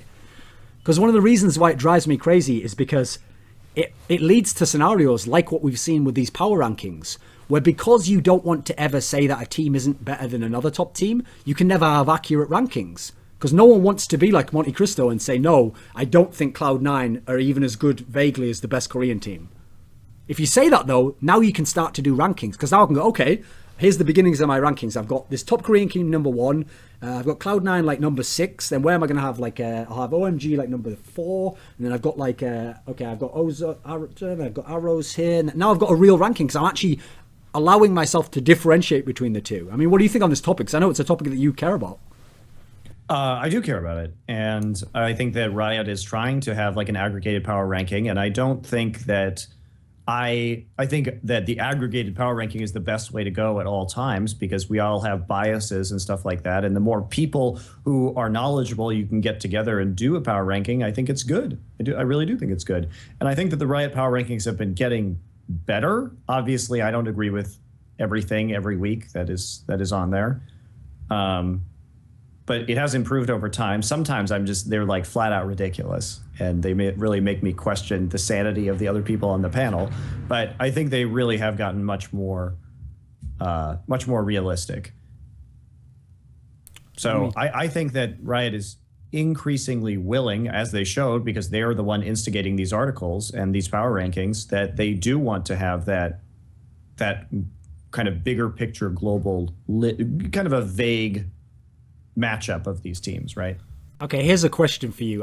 By the way, this isn't what it seems on the surface, the person who submitted this, but he just asks, since Dexter, when he's in Europe, has been duo queuing with Incarnation, the infamous banned super god tier mid laner of Europe who's not allowed to ever play in LCS until Riot says so, and he's allowed back in the treehouse for whatever reason. I have to say, by the way, before Monty answers, that I think Dexter has already been friends with him and White Knight and a couple of those other guys before, so I think they were already just friends. I don't think, but they're thinking that means that he's trying him out to come and join CLG as the mid laner. Was this even on your mind, Monty? Was it even an option? Incarnation? Isn't he banned. I think Yeah. he can't even compete. So But maybe his ban's being lifted. Maybe we don't know what MonteCristo knows, and he's got the secret inside scoop on the new app door. No. That's not really in the realm of possibility. No. I think he's banned. Like, it certainly has not been brought up as a topic of conversation. No. All right. Actually, I'll take one question from Twitch chat. So submit one now. And in the meantime, I've got a question for Monty, which goes like this. In EU, none of the teams who were in the playoff promotion thing lost. And so that actually depressed me, because some of the what's funny is, because Nip had to play Millennium, that was probably the hardest matchup in all of the thing, and probably both those teams should have been in LCS, okay? But instead, you got this weird matchup where Cloud9 Europe, who their jungler was their best player and they couldn't use him, got to play Super Hot Crew, who in my opinion is the real worst team in Europe. Not because I dislike any of them, I don't know him personally, just on overall, I think they're the worst. Like, Millennium has the skilled players where maybe they could turn it around and become better. I don't know what Super Hot Crew can do as they're 5 now to become better than they are. I can't see how they can become better, okay? But Super Hot Crew will be in LCS again. I think Super Hot Crew probably has hit their skill ceiling, but Millennium has not. I would agree with that. Okay, so Super Hot Crew will be in the season again. Wolves will be in the season. Okay, fair enough. Wolves were actually quite good. And then Millennium, here's the saddest thing. Millennium will be in. And you might think, why is that sad? Because Millennium got back in, knowing those players, they're the sort of players who believe in like the team spirit aspect. They think that like winning is like when you're all on the same page and you're all feeling it and all, you got to be friends. So unfortunately, I'm pretty sure that Millennium will not change any players. They will keep the same 5 players they have now, and they will just believe that we turned it around and, you know, the mistakes of yesterday are gone and this time we're going to be really good. And so as a result, they're sort of locking up a few of the best players in Europe who could go to other teams and make them stronger. And so I thought this split, great, these bad teams are going to get knocked out. Somehow, like Cloud9 and Nip are going to get in, and the split will be stronger, you know. Whereas if you look at it now, doesn't Europe on the whole, taking out of the fact that Fnatic are very good, SK are very good, Rocket are pretty good, take those 3 teams out and Alliance is sort of around there, Europe's pretty weak on the whole, right? It's a bit like what you were saying about NA, where there's 3 teams and the rest are all just kind of, who cares, you know? Yep. I think it's really...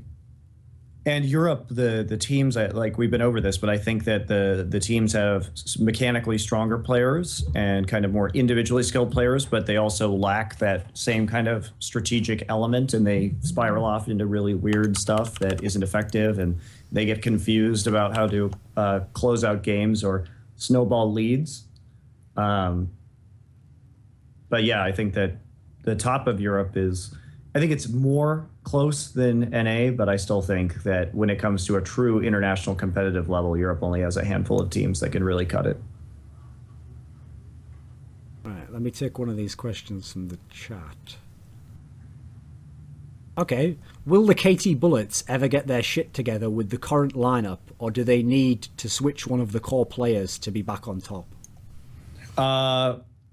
If anything, it seems like they're more willing to switch out Mafa and Zero. And Zero is legitimately a good support player from watching him play. KT Bullets, I think they have they can be coached. Most of their problems arise from vision issues because they underward pretty severely compared to their opponents. And they don't do a good job of protecting their pinks or protecting the wards that they have. And then their other problem is that when they don't methodically close out a game. They just like try and end the game immediately, or they get really overly ambitious in terms of their engages, and then they throw. So those are the 2 problems, the 2 primary problems with the KT Bullets. These are fixable problems, I think, but it may take some time to get them out of their bad habits, because fundamentally, the KT Bullets are still one of the smartest teams in the world and one of the most diverse teams in terms of strategy as well. I mean, the key thing I think about KTB is that I think it's fine if they do change play. They probably do have to at this point in time. I don't think this 5 as it is can be top. It can never be top 3 again, I don't think. Just because even if some team drops off in top 3, someone else is going to replace them. That's just the way Korea always is. And so the biggest problem I see for KT Bullets is that I just hope that they never again consider the roster swap of taking Insec out of jungler. That has to stay. I hope that doesn't he happen. has to be on the team, and he has to stay Jungler, because that's obviously like a huge strength in a way that a lot of teams don't have that sort of insane mechanical strength at that position, right? Also, he draws a lot of bans, which is helpful for his teammates. I'll take one more, I think. Did you have any topics you wanted to talk about on this show, by the way? No, I think we got most of everything that I want to talk about. Okay, let's take one more.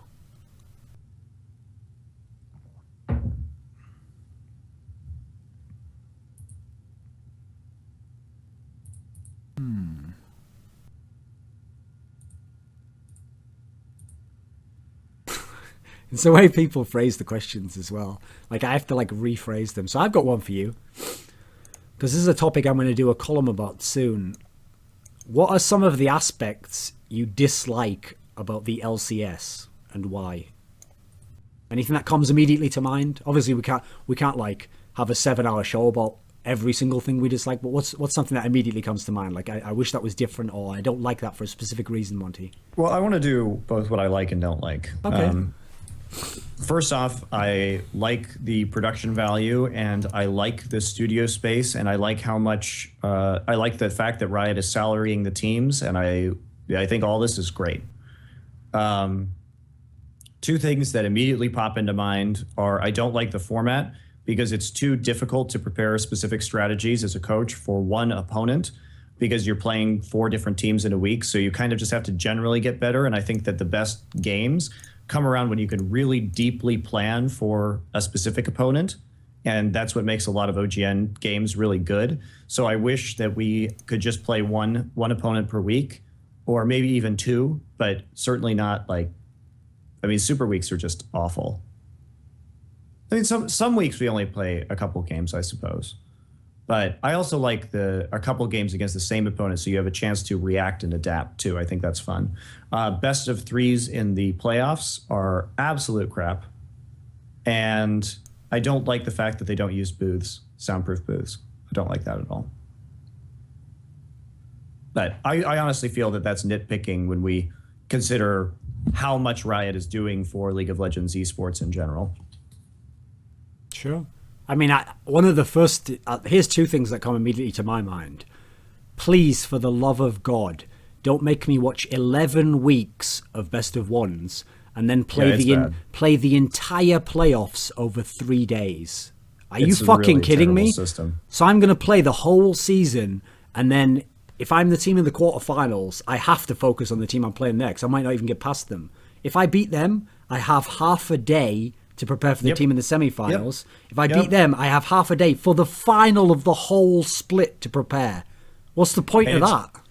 It's going to be even worse if they continue the same system again, just like it was last year for the world spot, because it's not a problem for the teams that are in the semifinals, because they have generally a pretty good idea who's going to win, and they can prepare. And the semifinals teams, they have like a second shot. But let's say you're a team in like CLG was, where we played the 6th seed in order to face the 2nd seed in the semis. Well, that's a best of 3. If we lose that in the summer split, we're out of Worlds. That's it. Like, we were the 3rd seed and we lose 2 games and that's it. Like, no other chance. And then even if you make the semis, it's another best of 3. Oh, best of 3. Okay, well, you get hit in the 3rd place match, but if you lose the 3rd place match, then you don't get to go to Worlds either. Like, the Worlds qualification is just so ridiculously harsh.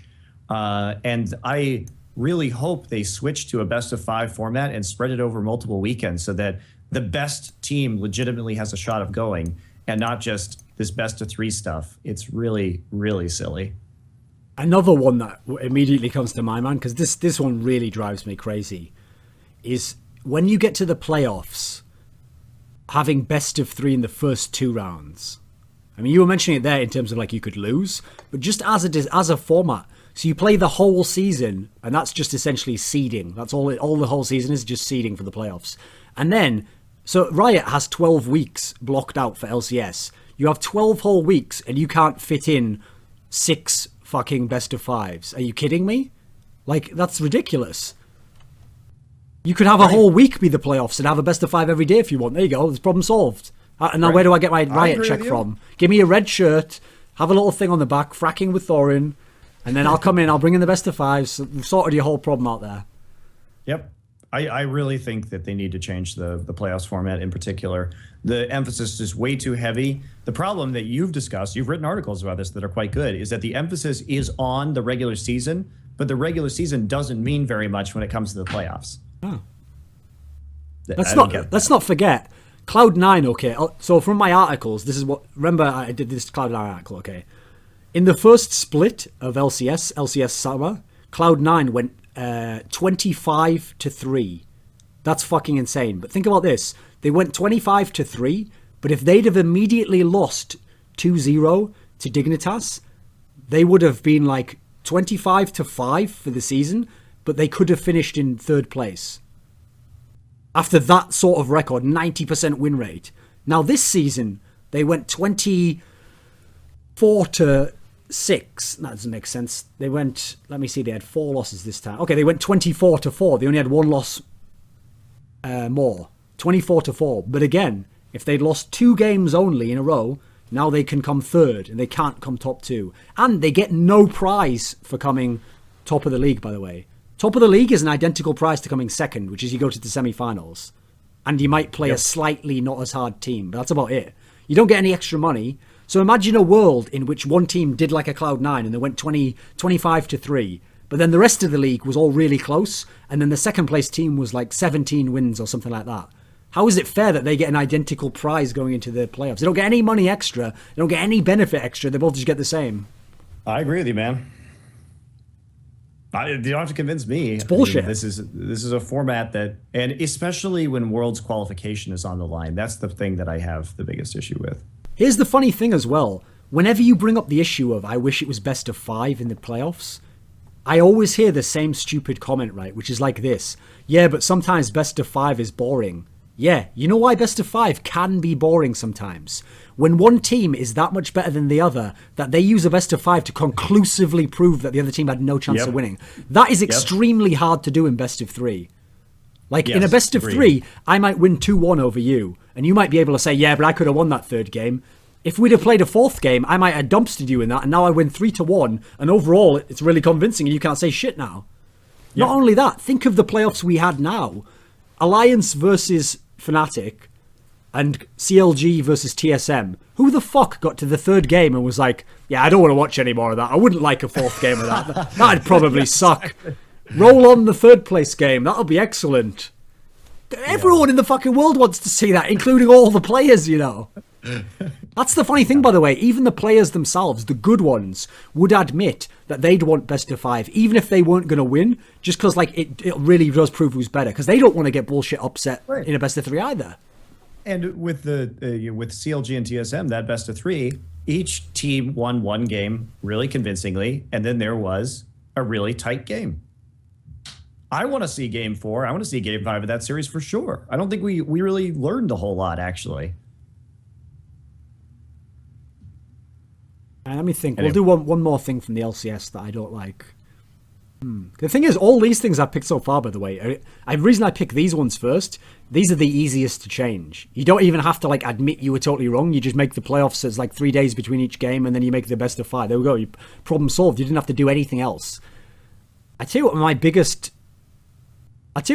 give you what I think is the biggest problem right now in LCS is actually contracts that lock people up for 2 years when your team can get dropped out of a split, or you can stay in a split and be really shit.